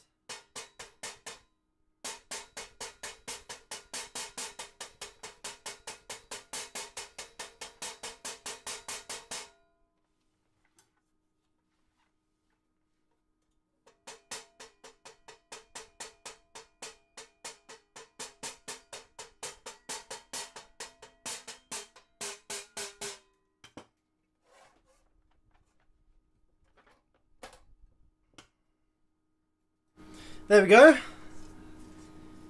Very annoying. No screws on the back plate. Just stuck in there with the paint. Now, thank you very much to Reese Carney in the live chat for sending me this hammer. Just randomly appeared on my doorstep one day from Amazon. And turns out Reese had sent me this hammer as a plastic one, because I was always just using metal hammers with duct tape on the end. So thank you very much, Reese. Massively appreciate that. Really kind of you. So, as we can see here, we have a class AB amplifier, but it's using MOSFETs. So, the first thing we want to do is, apparently the customer said it's in protection mode, so I want to see whether we have any dead output MOSFETs on this class AB.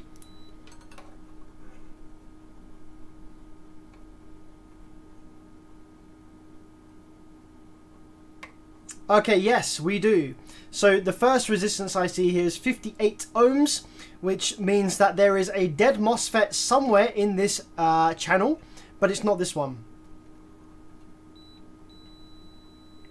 So we have to keep going along, reading between gate and drain until we find the one that's dead. Okay, so we have this one here, number 2, that's dead. Okay, well, they're dead, so I can go ahead and continue pulling this amplifier out of the case, because that's what we need to do in order to repair it.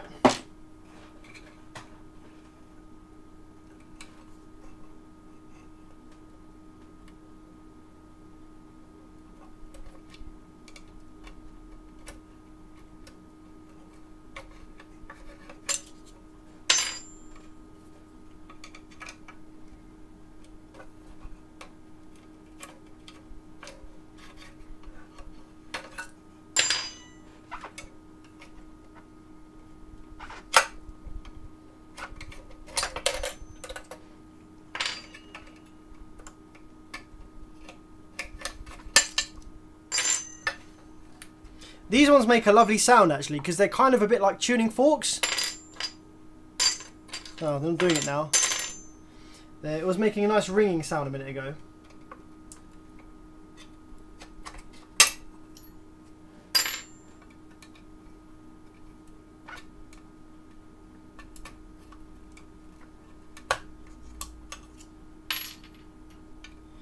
Yeah, these amps made in the USA, and it does show the quality is definitely different to the stuff made in China. But if I'm honest, I wouldn't say that it's like leaps and bounds better. Like, the cost saving that you get from China is definitely worth it for, you know, the majority of amplifiers and the majority of products.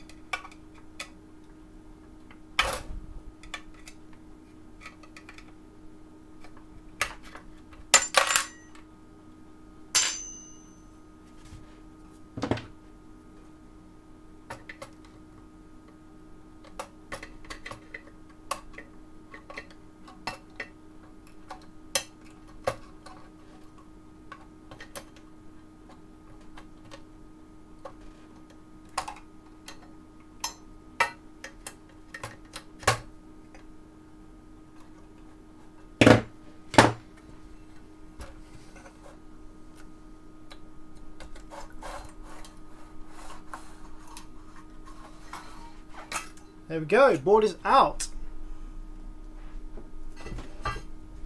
Okay, so the dead channel was this one over here. Now look at the back of this board. I think this is just age related, or this actually could just be from in the factory. So all of the large traces here, okay, I think they originally had this kind of blue mask on that obviously then the blue mask goes away once the solder is applied, but they didn't remove it, so it just remains on the large traces to kind of flake off at its own will.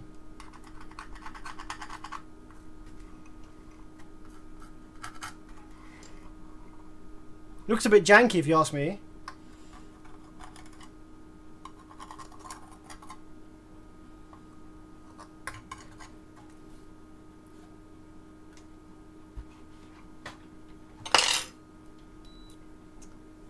So the dead channel is over this side, I think it was. No, was it over this side? Which side was it? This side. I'm pretty sure it was this side that had dead MOSFETs. 95, 05, yep. Beep, 60.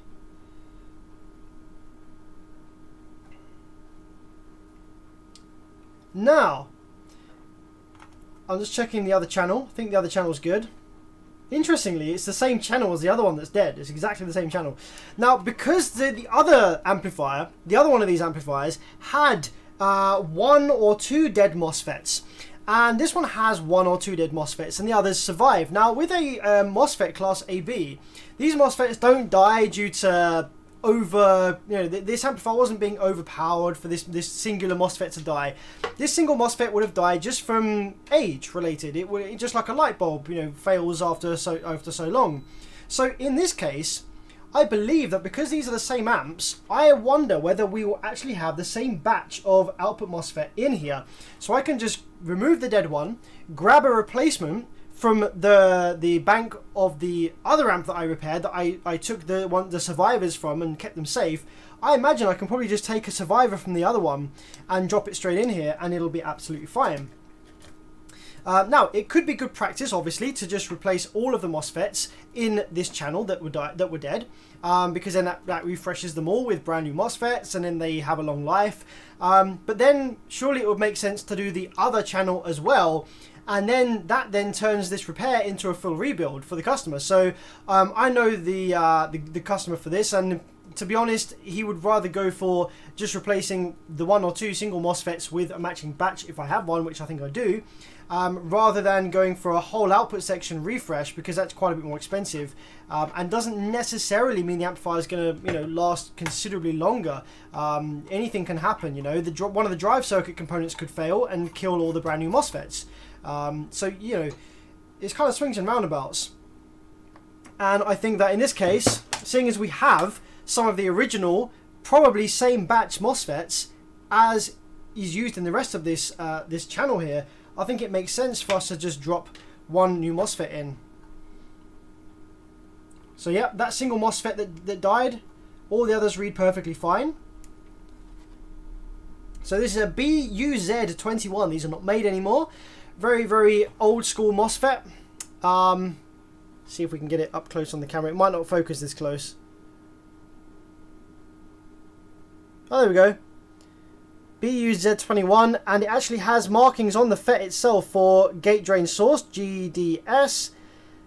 And there's a bunch of other things on this that confirm its legitimacy. Loads of other markings. There's even a marking on the top tab. What does that say? 2.8 perhaps, or 2B at the top there, and we have little indents in the top tab as well, and this kind of rhombus parallelogram type of shape on the, it's not a rhombus, but this kind of shape on the back with the tab. That's how you know whether these are legit. There's loads and loads of fakes of these floating around eBay because they are not produced anymore, so there is a reasonable demand for these older parts, so there are lots and lots of fakes floating around. So let's see then, do I have a matching batch? So these are batch R725, and the batch that I have from the other amplifier is actually not. It's a J751. So it is not the exact same batch, sadly. However, I wonder whether we could use it anyway if the RDS is the same. Let's just see if I can find another one. Because I should have about 4 or 5 saved from the other amplifier. There we go. I think there's another one down here. BUZ B740. Hey, you know what? I don't even think that these are the same batches. I don't even think that these amps come with matched batch ones anyway. Because I've only ever removed these from one other amplifier, which means that the other amplifier had slightly different batches in them. Well, now I've got 2 separate batches. Let's see whether they actually differ at all on the transistor tester. Let's see if the VT and the RDS differs at all. So the first one here, we have a VT of 3.3 volts, RDS of 0.2, gate capacitance of 3.7. So the most important one is the VT, the 3.3. That's the most important one that we are interested in. So let's go ahead and check this next one. 3.3, yeah, it's exactly the same. So I think that we are pretty safe, to be honest, to just load up a, one of these other batches, because the VT is the most important one and they seem to be the same throughout across the whole batches. So in this amplifier, yeah, actually we've got a whole bunch of different batches in here anyway. This first one is an L734, a D725, a T725, a D725, N725. So they're all slightly different anyway.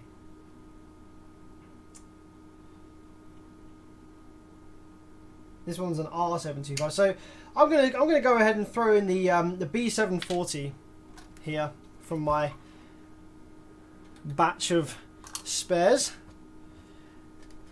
And then we're going to rebias both channels anyway.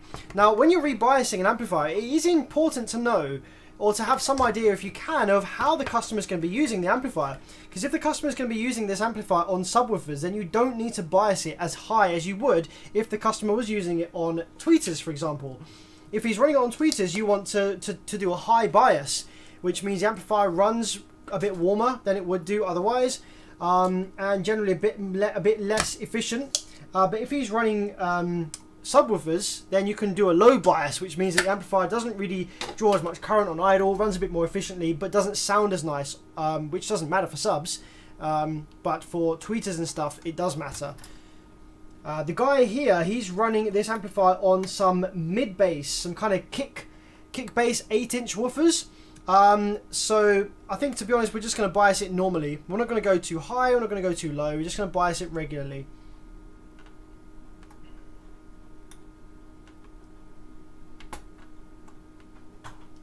There we go. Going to retain the MOSFET leg cover thingies, little plastic leg covers.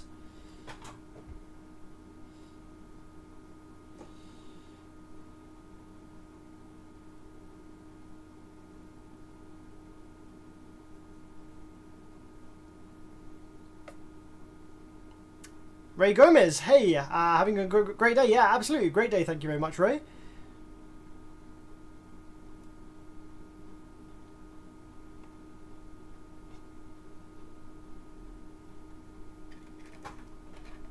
So higher bias equals better sound. Higher bias just means that there is more of an overlap between the A and the B transistors, which means that there is less distortion in the overlap period between the banks of positive and negative rail, which I'll show you in a minute. It will all make sense in just a moment when I show you how to bias it. Okay, it'll all make sense in just a moment. Okay, so now we have the MOSFETs, the replacement MOSFETs installed there. Let's go ahead and just slide it back into the heatsink so that we can power it up. Now, it's very, very important, guys, if you are ever working on a class AB like this, especially one that's using MOSFETs as outputs, it's incredibly important that you must not power the amplifier up without the MOSFETs clamped to the heatsink for too long. You can do like maybe 10 seconds, but that's it. And the reason for that is because it goes into thermal runaway, because the bias transistor needs to be able to listen. It needs to know how hot the MOSFETs are getting, and then it adjusts the bias accordingly based on the thermals.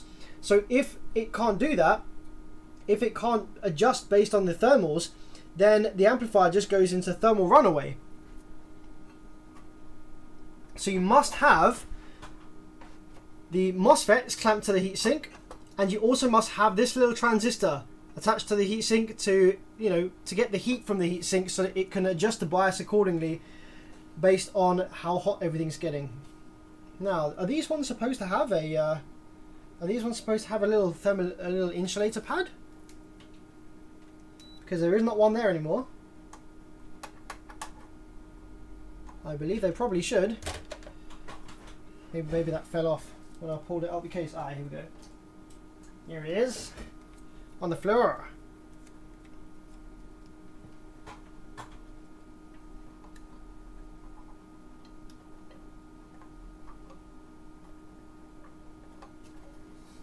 Okay, let's make sure this is lined up exactly as it was.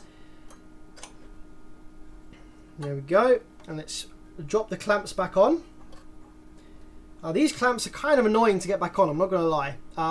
The way that you have to do it is take the hammer, and you have to kind of bash them down from, you have to get your screwdriver behind it just like this to kind of angle it forward. And then when you start tapping on it, it'll angle forward over the FETs and then go fully over them. Really strange. If you just bang down from the top like that, then it doesn't actually cover the FETs fully. It just kind of, like, you end up with it at this weird angle. Like it's massively at an angle right now, and in order to get it not angled, you have to kind of pull from the back to straighten it up and then finish it off. Really annoying.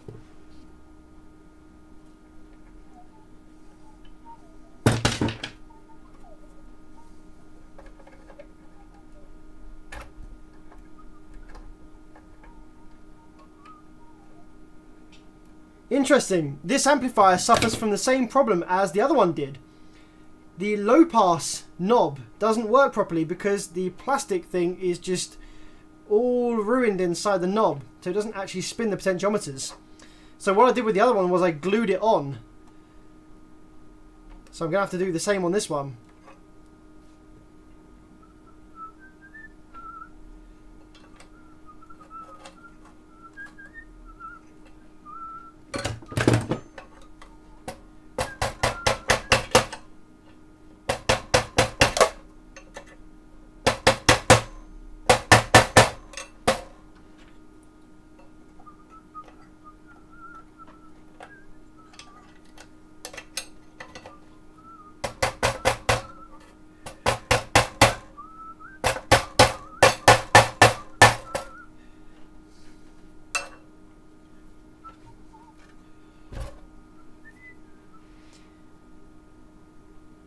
Hey, it's your buddy who owns 4 slash amps and never knew they were full bridge. How's it going? Good to see you, buddy.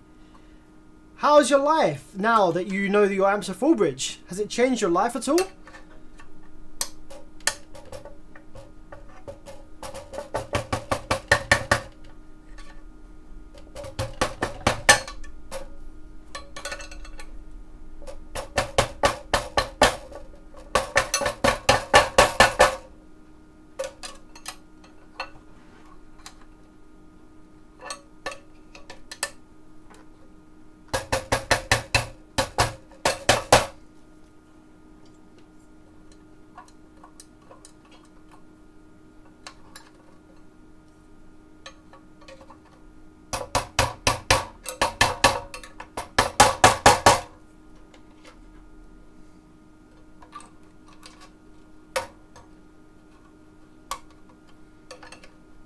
Okay, now we haven't actually powered it up yet.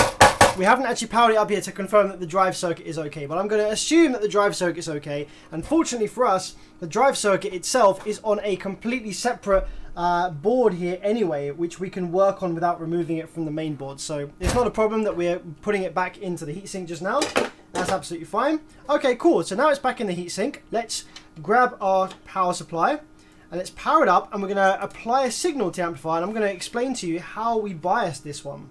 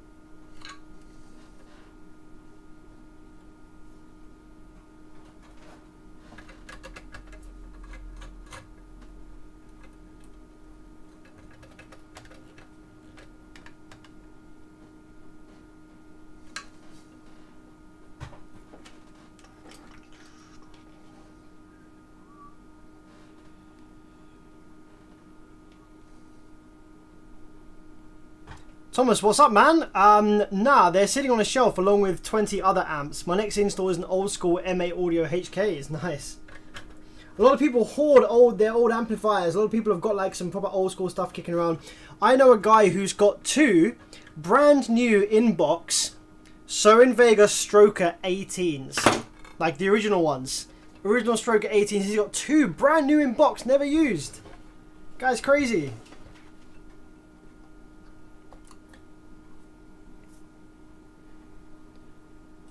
Okay, cool. Power supply is hooked up. Now, in order to bias this amplifier then, what we need to do is take a look on the board and locate the bias potentiometers. So it's pretty easy on this amplifier. We've got 2 nice big potentiometers, one right here and one right here. You'll have 1 per channel. So we want to crank those down to 0. All the way down to 0 to start with, fully anti-clockwise, which completely removes any biasing from the amplifier. Now we want to hook up our RCAs, which is going to be over here, line in for each channel. And what we want to send into the amplifier, we want to send it a very, very high frequency. We want to send the amplifier 20 kilohertz. So let's crank up the older frequency generator. Let's get it up at 20 kilohertz. There we go, nicely done. And I also want to just turn the gain down and stuff. Let's turn this on to 2-way. Let's have a look. High pass off. High pass multiplier.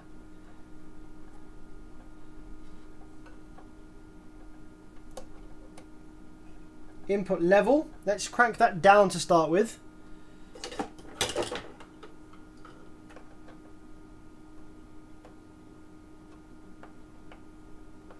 Shockwave, that needs to be at 0.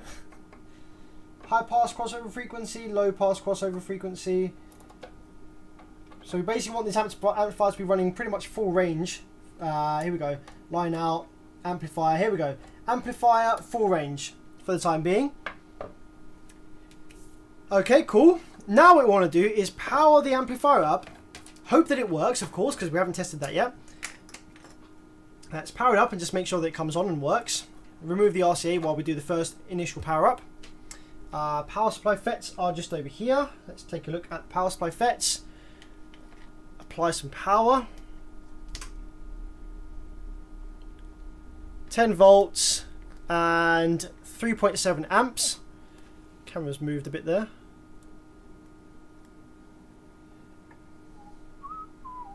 Okay, and power up. There we go. So full operation now. Increase the voltage slightly to 12.3 volts.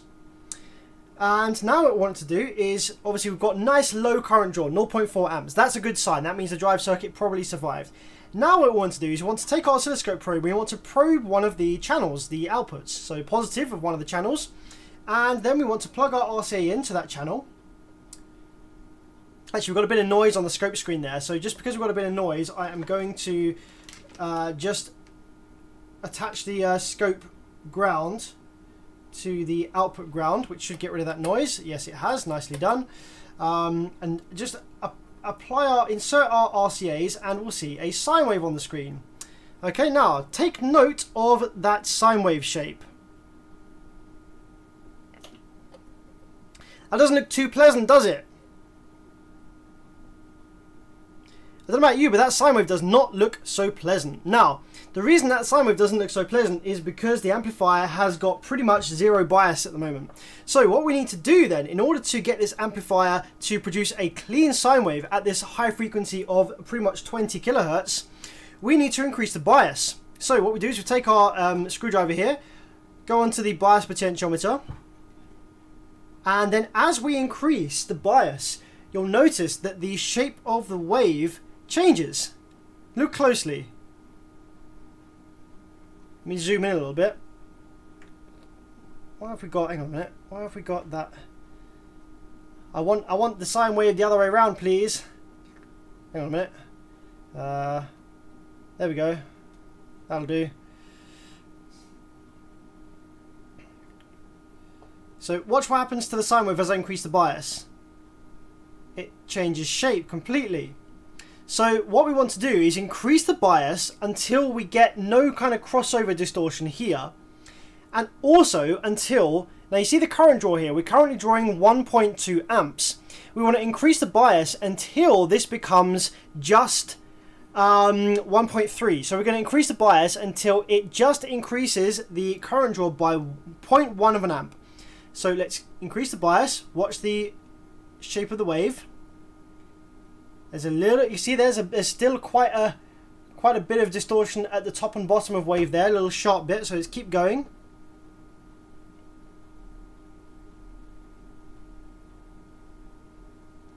Starting to round it off. We're starting to round it off.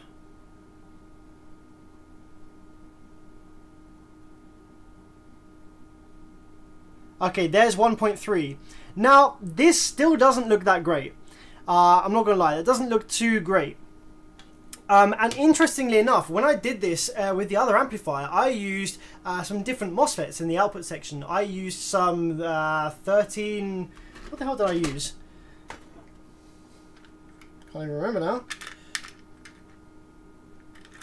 IRF something... what did I use?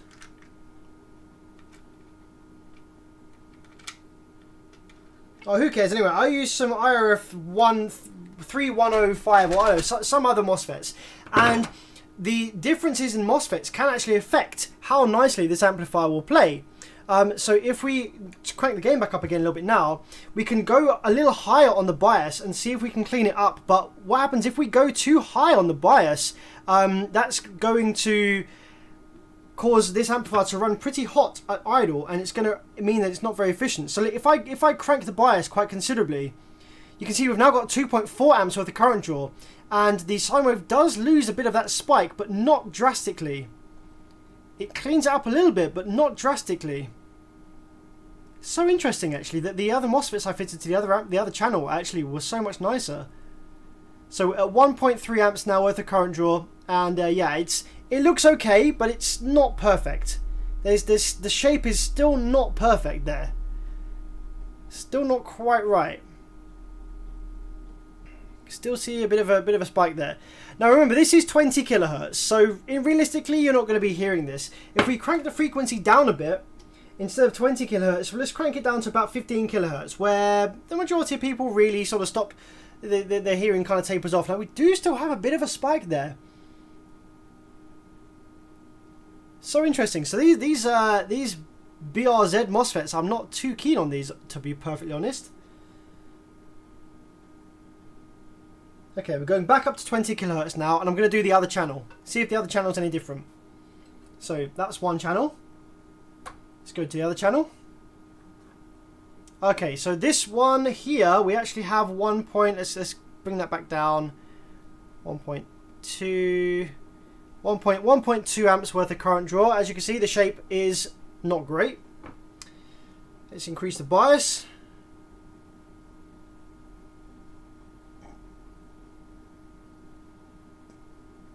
Wait for 1.3.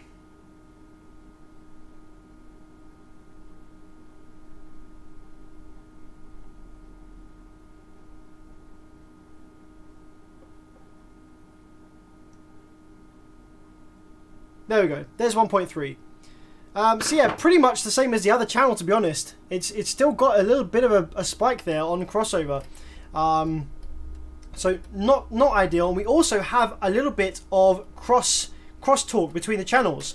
So obviously I've got a sine wave in here. I've got a sine wave in here pretty much right up to clipping point, okay?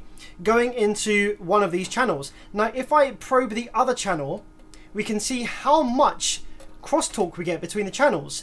And obviously the ideal amplifier has nothing at all. But if I zoom in on the scope here, with the other channel having no signal applied to it whatsoever, we actually have a little bit of signal there.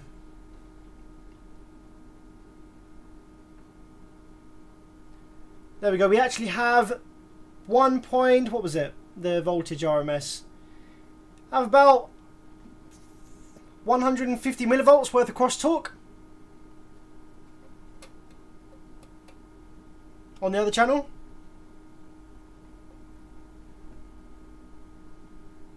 So yeah, there you go.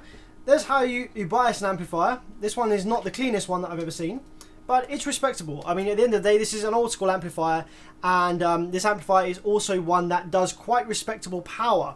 When as you increase power, you usually have to give up something, either reliability or sound quality. So in this case, we have traded some sound quality for some quite decent power, to be honest, for its time, from a 2-channel class AB.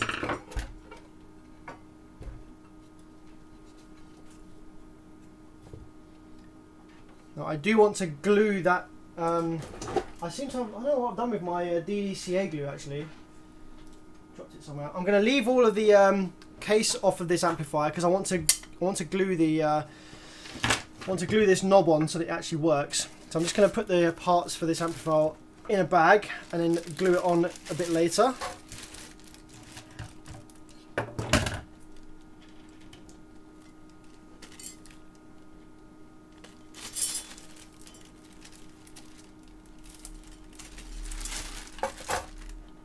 Okay.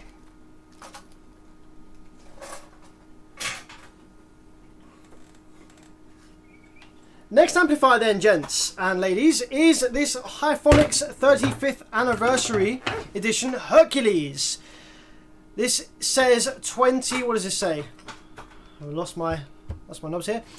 Hyphonics Hercules, this says 2400 watts.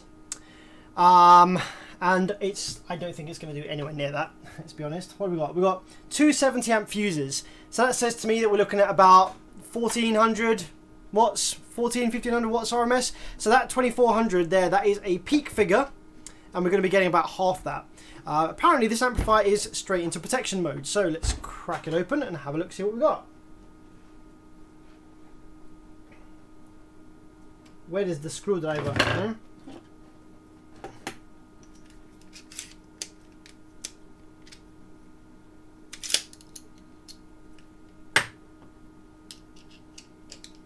Oh yeah, don't forget to change the current model.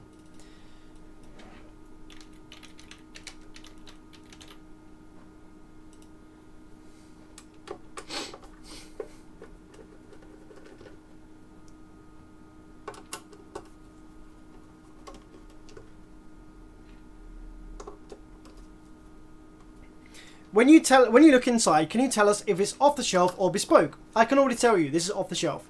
The only amplifier brands that are doing bespoke circuit designs are the likes of Rockford Fosgate, Alpine, JL Audio, JBL to some extent. Some of their stuff is off the shelf, but some of their stuff is kind of bespoke. Audison to some extent, Zapco, Helix, those kind of brands. Pretty much, like I would say 90% or like 80 to 90% of car amplifier brands are just off the shelf generic stuff.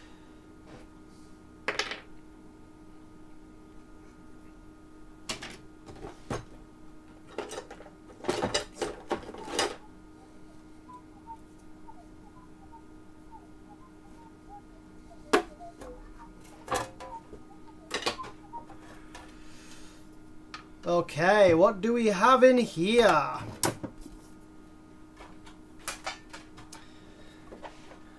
Ooh, okay. Okay. Okay. Okay. Okay. This is a very generic circuit. Now, what we have here is some stank ass circuit board. Now, power supply section is very generic. They're all the same. Pretty much 99% of car amplifiers, the power supply is the power supply. It's the same. It's the TL494, blah, blah, blah, whatever. That's a switching power supply. Very easy. Output section. This is using one of these driver boards that has a common problem with one of or two of the transistors on here. So here we have the output driver card. Now, you see these two tiny little transistors in here? These two here that I've got my my tweezers on right now.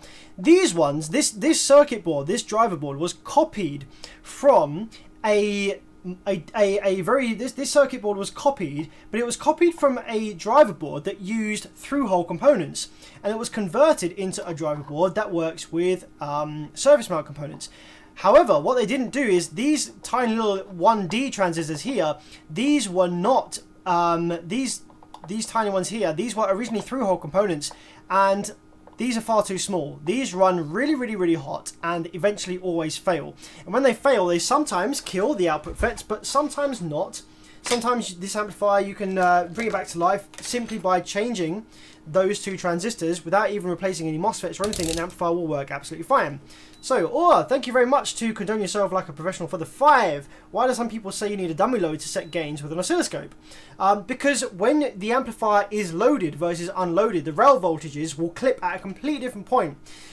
Yeah, in my opinion, you always must set your gains not with a dummy load. Set your gains with the load that you intend to drive, because that is the load that's going to drop your rail voltages to the point which is going to drop them to.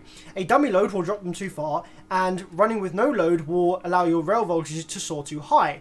So you're not going to find the right clip point. The only way to find the right clip point, exactly right clip point, is to run the amplifier on the load that you're intending to run it on. Now, let's check this amplifier out. Output section here, we have some voltage regulators here. We don't need to check those. Output FETs though, over here we have a resistance across gate and source of 106 ohms. That's not good. And we have a short between drain and source. That's not good. So I think that we are going to have some dead output MOSFETs, or maybe just one. Here we go. One dead output MOSFET right on the end here. Let's get that bad boy out of here.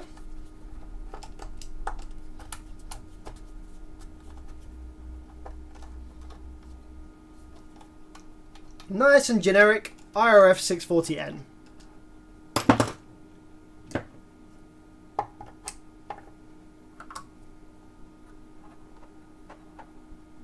Okay, there we go. She's out of here. Now let's check the other side. The other side doesn't appear to have any dead MOSFETs at all. So now that we've removed the one dead MOSFET from this side, we are safe to power the amplifier up and see whether the drive circuit survived. Did it kill the power supply section? Let's have a look. No, power supply section is absolutely fine.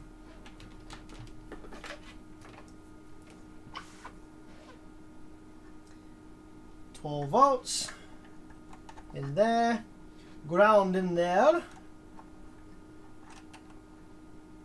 You are grounded. Remote cable in there. Power supply on. 12 volts. 4 amps. Probe on power supply FET. Pulsar remote. There we go. A little bit of rail voltage. Check the output section.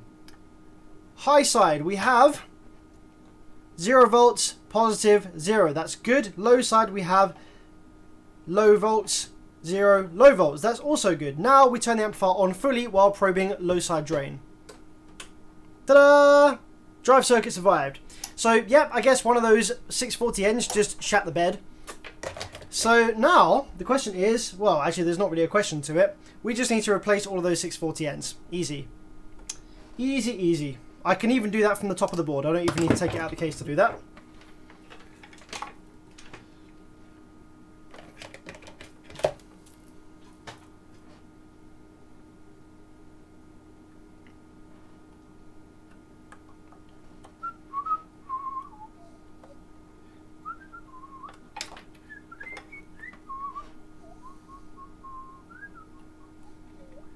Just draining the rail capacitors quickly so I can get soldering.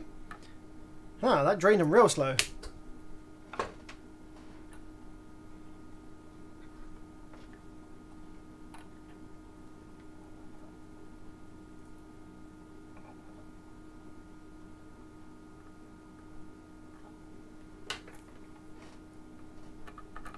There we go, about time.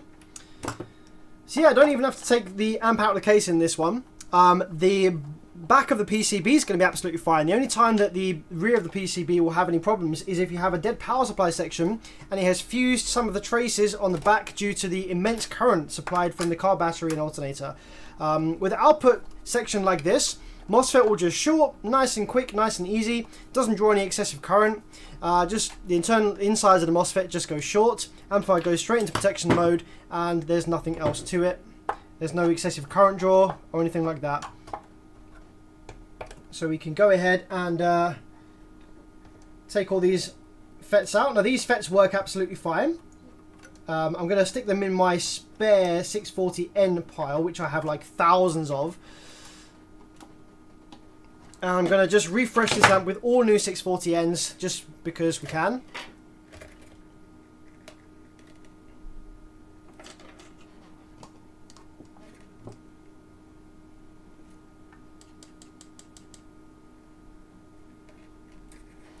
So, top board repair without even taking it out the case. To do a top board repair, you want to actually preheat the board a little bit. That's one thing I forgot to do. Preheat the board, but you don't want to apply your heat for too long because obviously you've got capacitors and stuff all up in here. So, you just want to kind of gently heat the area that you're going to be soldering.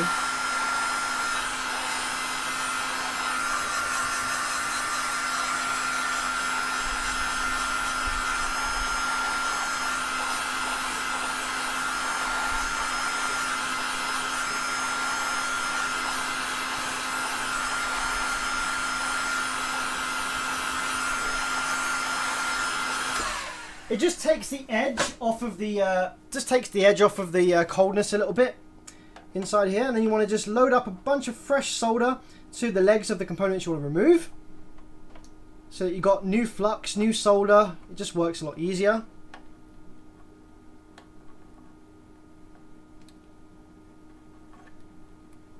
I reckon Maisie might be the best thing to use here, but I think Maisie's quite thick, and getting that shaft in here alongside this what's that called, relay, might be a bit tricky. Might end up burning the plastic, which is not ideal. So just going to go with my AOUA station.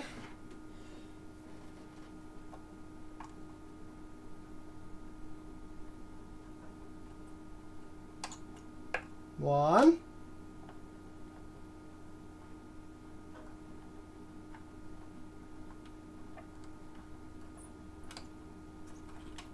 Two.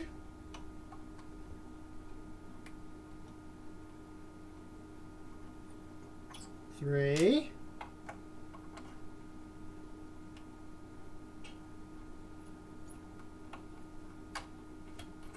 Four. Remove these legs of this dead one. One. Two. Three. Other side.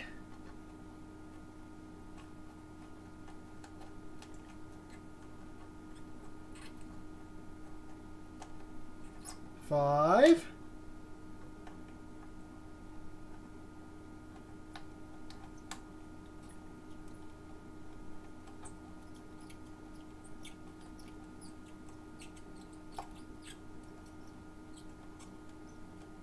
Six.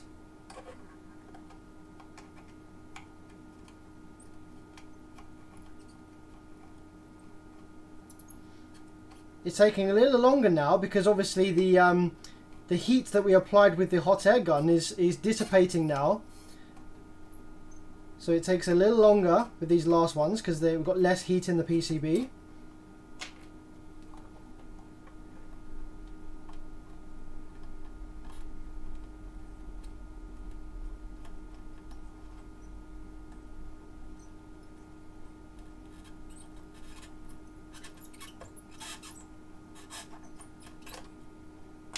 And one more.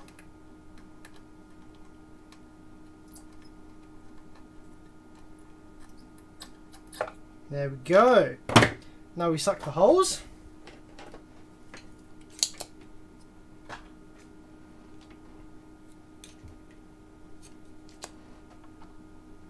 Just going to give you a break from the head cam because I know that it can be a bit nauseating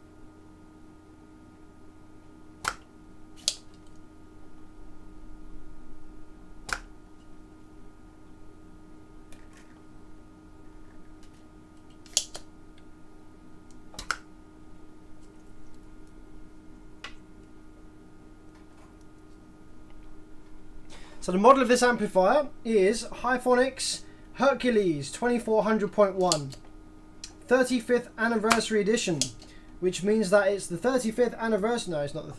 Hyphonics used to be decent, right? And then they got sold and now they're shit. They have made some okay stuff.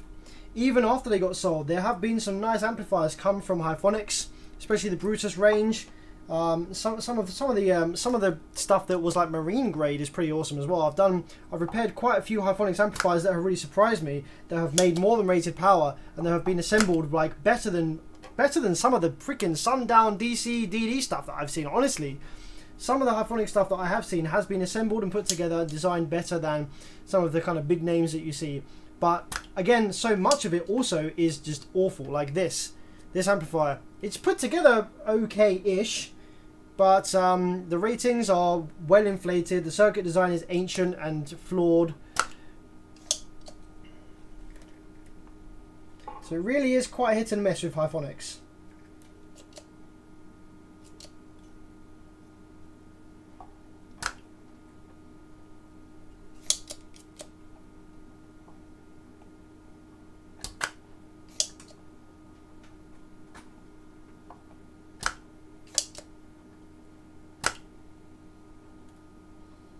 Oh, also guys, by the way, for Christmas, I believe I'm getting a new camera that will allow me to run a soldering iron camera. Soldering iron cam. How cool does that sound? I'm pretty excited about that. I did try it a while ago for like a few streams, but it kept falling off because it was too big, and you know the duct tape kept melting because I was duct taping it on, obviously, because duct tape fixes everything. So yeah, I'm getting a proper probe camera, which is really small, which I can attach to my soldering iron, which is going to look really cool, I think. Time to grab some fresh new 640 ends. Look at this big box of 640 ends I've got here, ready to drop in this bad boy. Okay, let's get matching batches. Very important. We want the same batch for this whole amplifier, which is going to be tricky because I ordered so many and I've got so many different batches here. I'm just going to have to kind of put them out on the desk in batches here.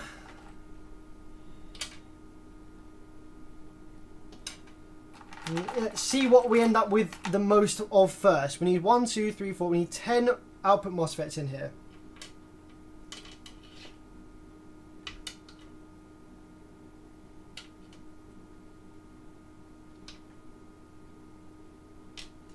Literally, there's so many different batches came when I ordered these.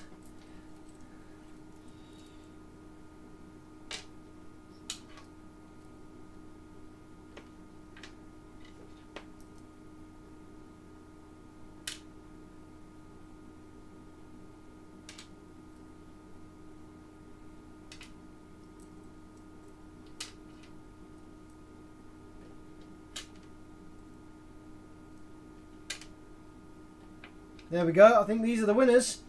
HCGX. Probably going to be the winners.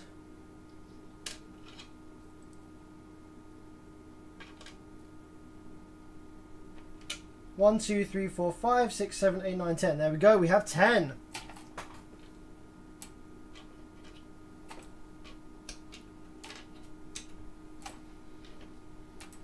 So if you ever wonder why you get mismatched batches in the from factory and brand new amplifiers, that's why. You order parts and you know you get a whole bunch of different batches, and the factory won't care about that. They'll just take from a big bag of or tin of parts and just fit them in, rather than matching up the batches most of the time. Most factories won't do that.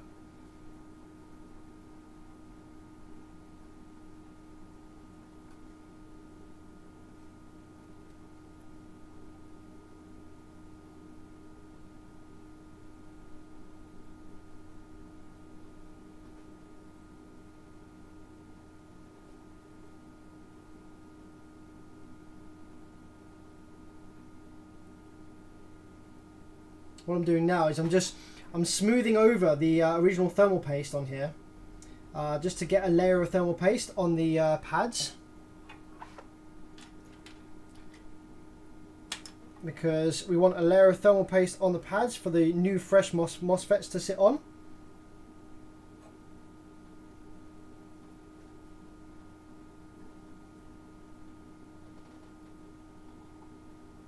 Okay.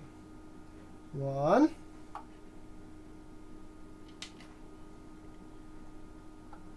2.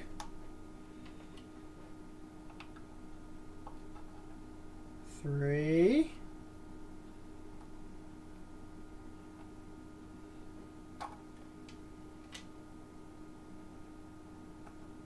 4. 5.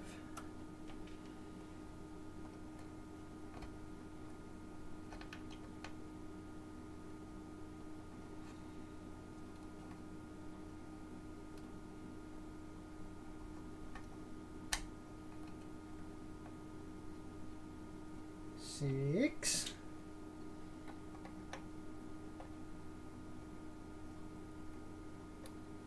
7.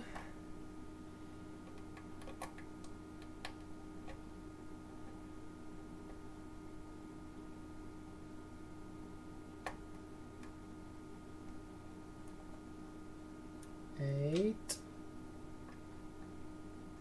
9.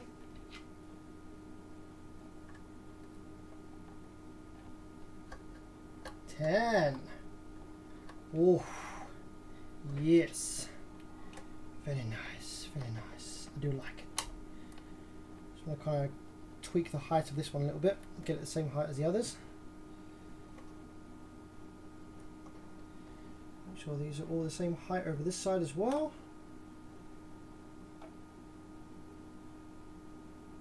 Yep, looks good. Now what I want to do actually is I want to clamp these down first before we solder them in, and that's just to reduce any stress on the legs after they've been soldered. So if we solder them first and then clamp them down, what might happen is we might end up with some stress on the legs as they're kind of pulled down to the heatsink. So I want to push them down to the heatsink first and then solder them in place so that there's no stress on any of the legs.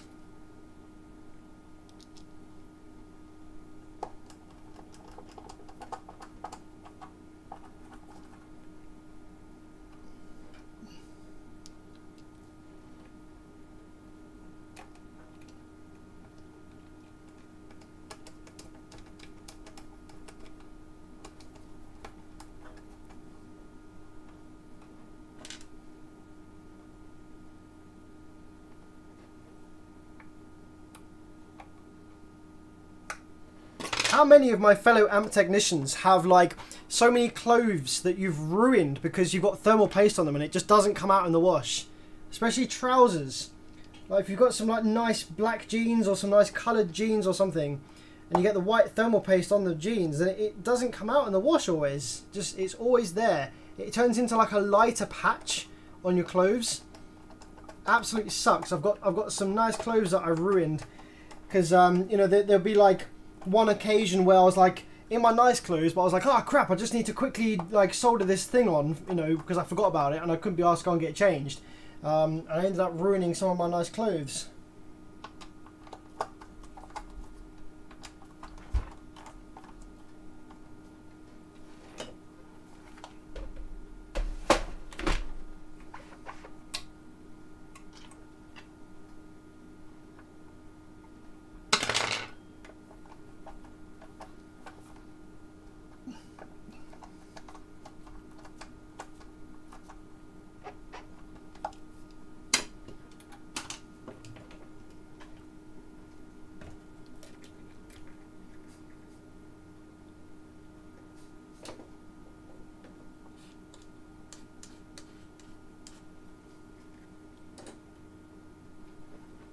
Let's wait for this to heat up a little bit. WD-40 will remove thermal paste. Interesting. Not tried that myself.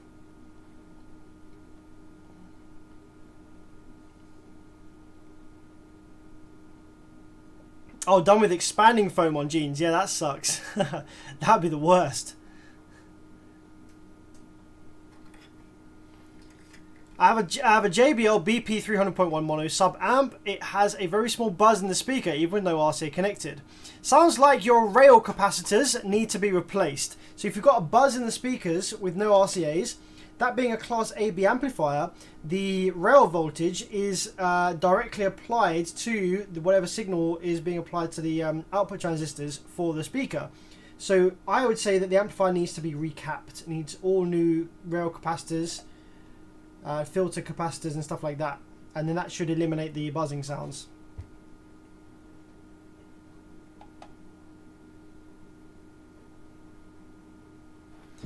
Do you recommend a certain brand of thermal paste? Not really, no. I used to recommend the HY880 paste, but I've since found that actually that's not particularly good. So obviously stuff like MX4 is great, but it's very expensive. Like car audio amplifiers, they don't require the, you know, there's not such a big focus on the thermal paste being optimally, like amazingly performance like it is with computers. Because yeah, the heating is just different. So you can just use your kind of generic cheap mass kind of bulk thermal paste and it works absolutely fine.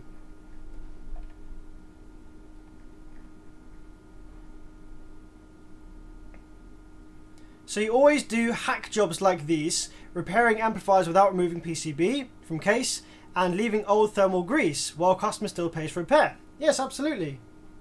There's no requirement to remove the PCB from the case on this amplifier whatsoever. We're performing an absolutely fine repair of this amplifier with one dead output MOSFET, no dead drive circuit, no requirement to look on the bottom of the PCB whatsoever.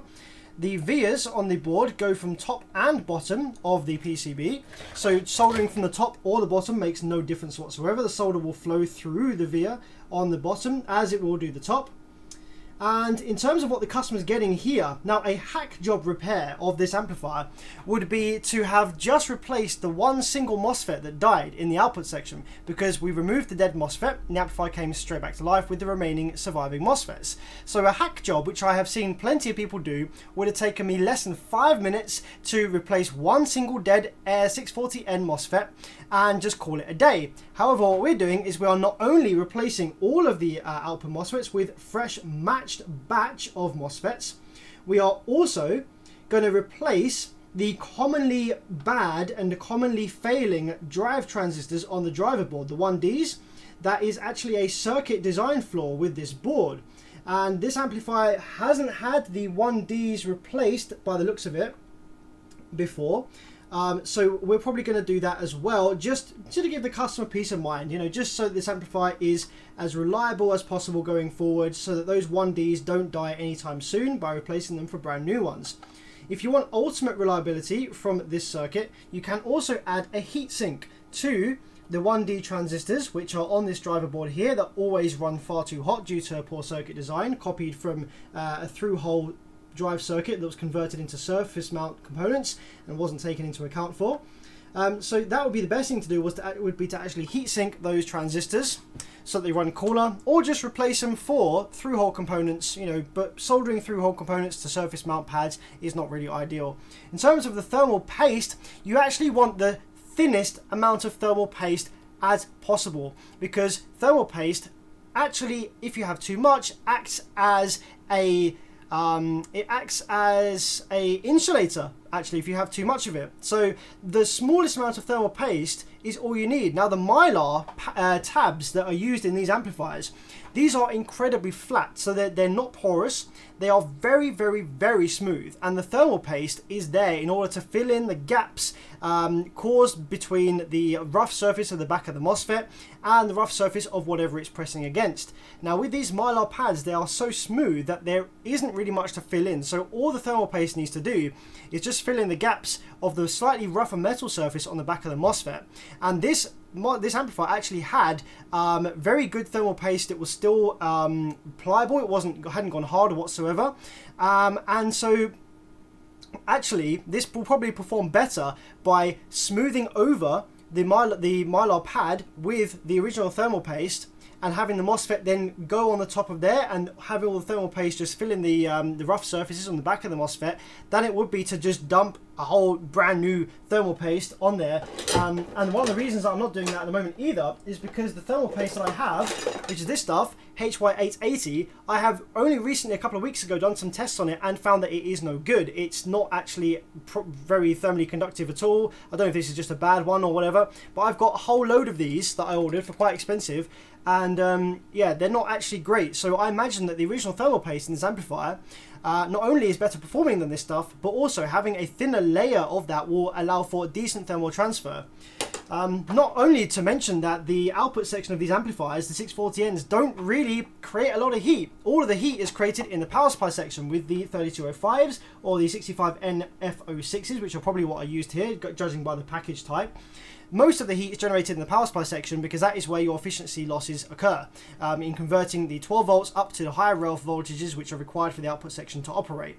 The output section generally doesn't get hot anywhere near as quickly and doesn't dissipate anywhere near as much heat as the power supply section does under normal operation. So all of those factors combined, this is a perfectly fine repair for the customer, and it is much cheaper for the customer than having me disassemble the whole board. You know, if I was to say to the customer, would you like me to do this repair like I'm doing now and be absolutely fine for many years to come, using this amplifier reliably, doing all the required things, replacing the MOSFETs with matched batches, doing a decent top board repair with my soldering experience, and replacing the drive transistors which tend to go bad, would you like me to do that and charge you X amount of money, or would you like me to take the board out of the heatsink for no fucking reason whatsoever just to add more cost to your repair bill? I'm sure that the customer would rather go for the first option and still have his warranty on this repair if there are any problems within the first 3 months. So now we've replaced all the output MOSFETs, we just want to go ahead and confirm that we have no dead gate resistors. Now the only gate resistor that will have a chance of being dead is this one that was on the dead MOSFET in the output section, which was this one. Gate resistors on this amplifier are 47 ohms, which are pretty high. To be honest, we don't generally see these fail with just a shorted MOSFET on source to drain.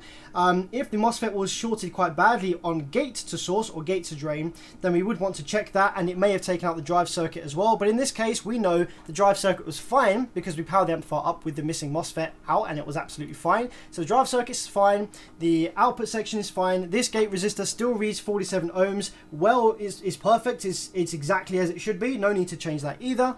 So with our new 640N MOSFETs fitted, this amplifier is up and ready to go. The only last thing to do is, as with any repair, whether you take the board out or not, turn it upside down, give it a shake, give it a blow, and do a visual inspection. Make sure that there are no little wire strands or no solder boards or anything that remain in the amplifier afterwards, after your work. Let's go over it with a fine tooth comb.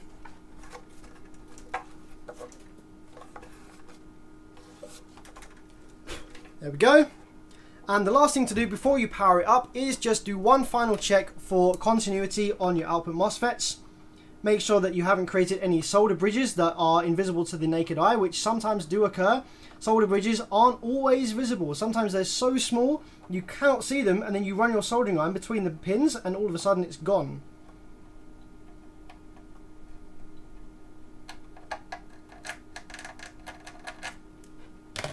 Cool. So, last power up then.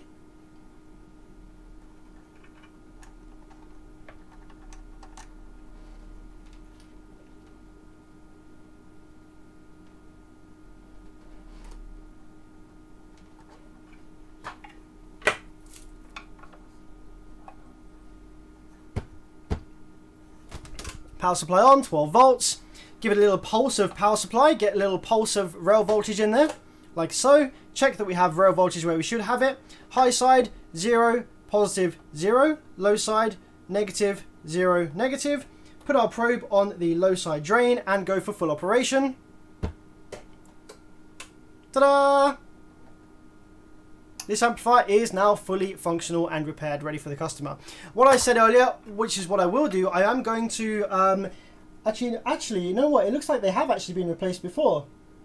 These 1Ds. So the 1D transistors on this driver board, they do look like they've been replaced before. They are not the original ones. So Although maybe they are. Maybe this amplifier is just assembled really bad at Hyphonics, because one of them is like a little off center, but they are actually the same like style and they have the same markings as the other 1Ds on the board, and they're different to the ones I have, so I haven't replaced those before ever. So I think maybe we are still going to replace those just for good measure.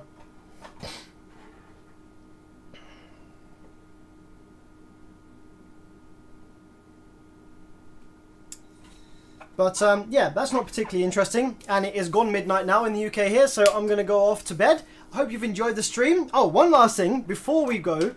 Remember from my stream the other day where we looked at a B2 amplifier that was exhibiting no output switch waves, no output switching whatsoever, and it appeared to be the muting circuit because there was no voltage regulator issues. All the output section drive circuit was getting its required voltages, so there seemed to be nothing wrong with the amplifier, but it just wasn't switching. And we diagnosed that to the muting circuit, and by removing the muting circuit, the muting transistor, and putting it back in, the amplifier then came back to life. So it could have been a cracked solder joint or a bad connection, but I have seen these issues before where it's really intermittent, where you can have the muting circuit just randomly decides that it wants to mute the amplifier sometimes, but there's no dead components. Like, it could be something weird that's leaking in there. So I'm going to grab the B2 again. So the last time that we looked at this was yesterday.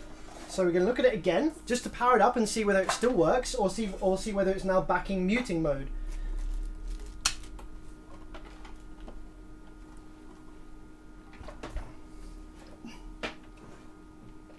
What says, Bevid, stop doing hack jobs on live stream. You can stop watching my live stream. Hide user on this channel. Bye. You're not welcome here.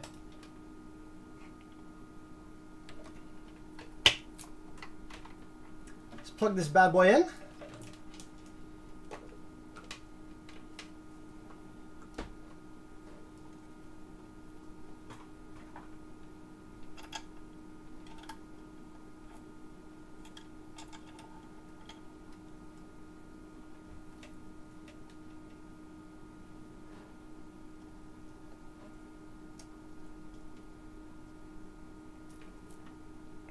Okay, so what do you reckon, guys? Does it still work, or do we have no output switching like we had before? Is the muting circuit now fine and reliable, or is it doing a weird thing where it just decides that it wants to mute the amplifier sometimes and not other times? We checked the muting transistor, which is a JFET, which read absolutely fine, it's not leaking. So yeah, let's see what we have today. Do we have operation, or do we have no operation?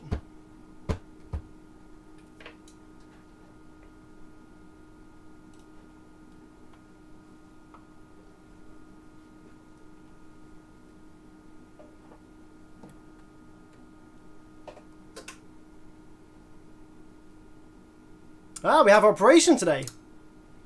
So okay, that's day 2 of switching. Powers up, switching fine. So I think that we need to do this a few more times, a few more days on the live stream. Power it up at the end or at the start of the live stream, see if it still works. And if it still works after a few days, then we're going to give it back to the customer and see how he gets on. Because if that's the case, then it looks like it was just a bad solder joint on the muting transistor. Cool.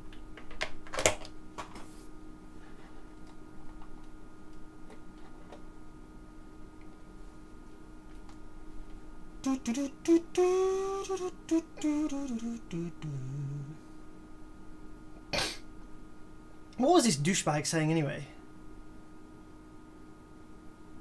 Let's have a look. Let's see what all of his comments were from the start. So, what we got?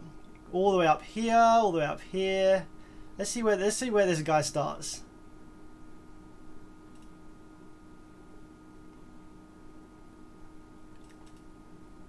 Car amplifiers do require good thermal grease. The case to heatsink have a lot less thermal area than the GPU CPU. Yes, but the components in the amplifier are generating far less heat than a GPU CPU. Each component is generating way less heat. Jokes. This guy's just pissed that he hasn't got the skill to do a decent repair from the top board like that.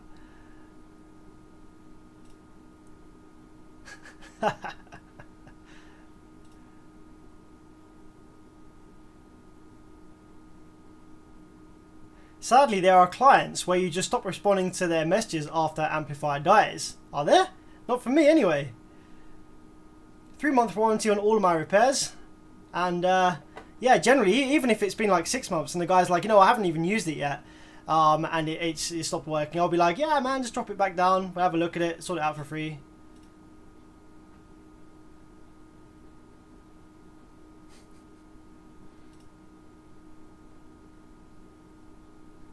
That guy. Easy.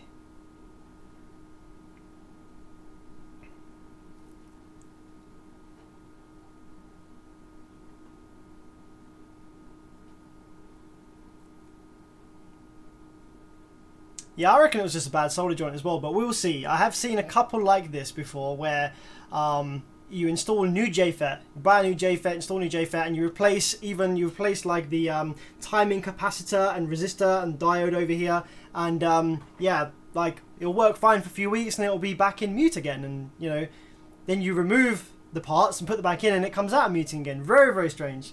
So keep an eye on it and see how it goes.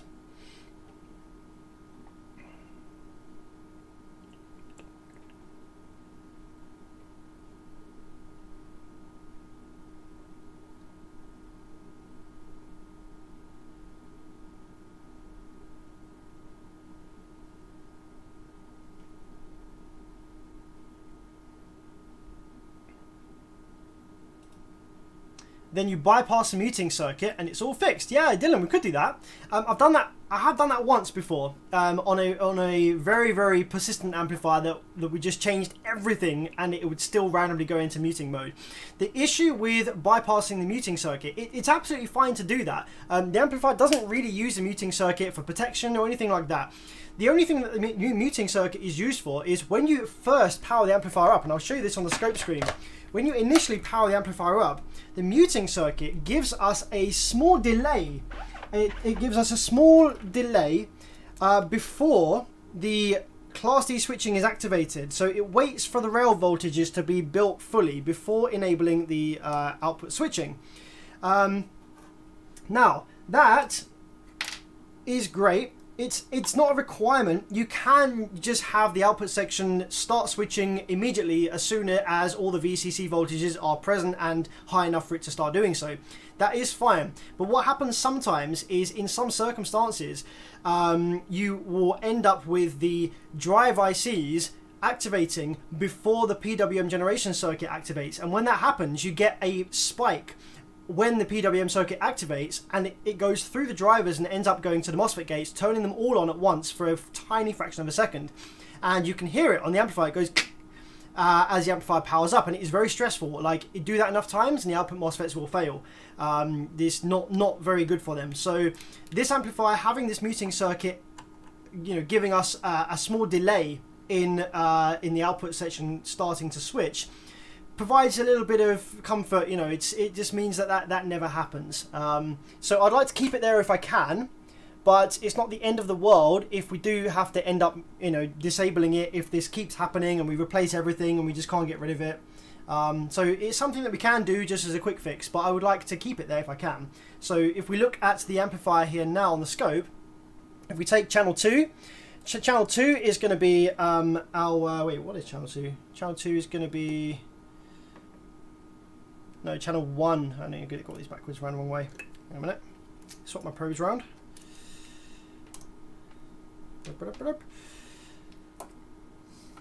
So channel 2 is going to be our negative rail voltage, and channel 1 is going to be our low side drain switching wave. So if we power the amplifier up, you'll notice that the amplifier builds full rail voltage first and then starts switching. Boop. See? Builds full rail voltage first and then starts switching, which is the best way around for it to do that. If we disable the muting circuit, it'll start switching as the rail voltage is still building, which is fine. A lot of amplifiers do that, but I like the fact that it waits, and I want to try and keep that there if we can. What model was the old school Pioneer you fixed? It was a DE... Oh, crap, what was it? You know, I've got it over here. Let me just grab it. It's a... wait, where is it? Where's it gone? Here it is.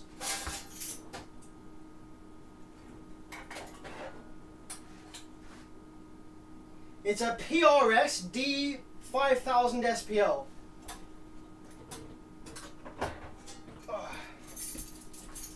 Yeah, PRS D5000 SPL was the model of amp that I looked at the other night from Pioneer.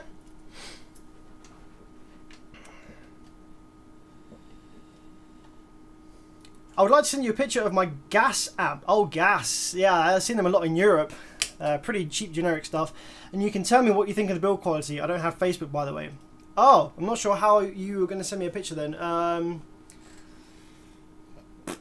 Maybe Henrik, join my Discord. Join the Discord server. There's a link on the community tab of my YouTube channel. Join the Discord and post a picture in there, and I'll have a look.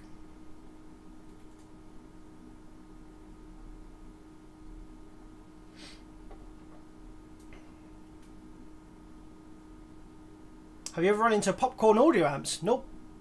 Nope, never run into Popcorn Audio. It's not a brand we get over here. But guys, I'm going to go to bed. It's quite late here now. So thanks for joining me on this stream. We looked at a few amplifiers. I hope you learned something from the stream. Hope it was entertaining and interesting. And yeah, we'll see you tomorrow for stream number 22. It's not stream 22, it's day 22. I missed 3 streams, so it's stream number 19. And it's, yeah, day number 22. So tomorrow is the last full repair stream, and then on the 23rd we're going to be doing a fun stream where we have a look and take the piss out of my old terrible, very incorrect videos from the past on my YouTube channel. It's going to be a good stream. But yeah, guys, thanks for joining. Hope you have a great day. Hope you have a great evening. It's been a pleasure.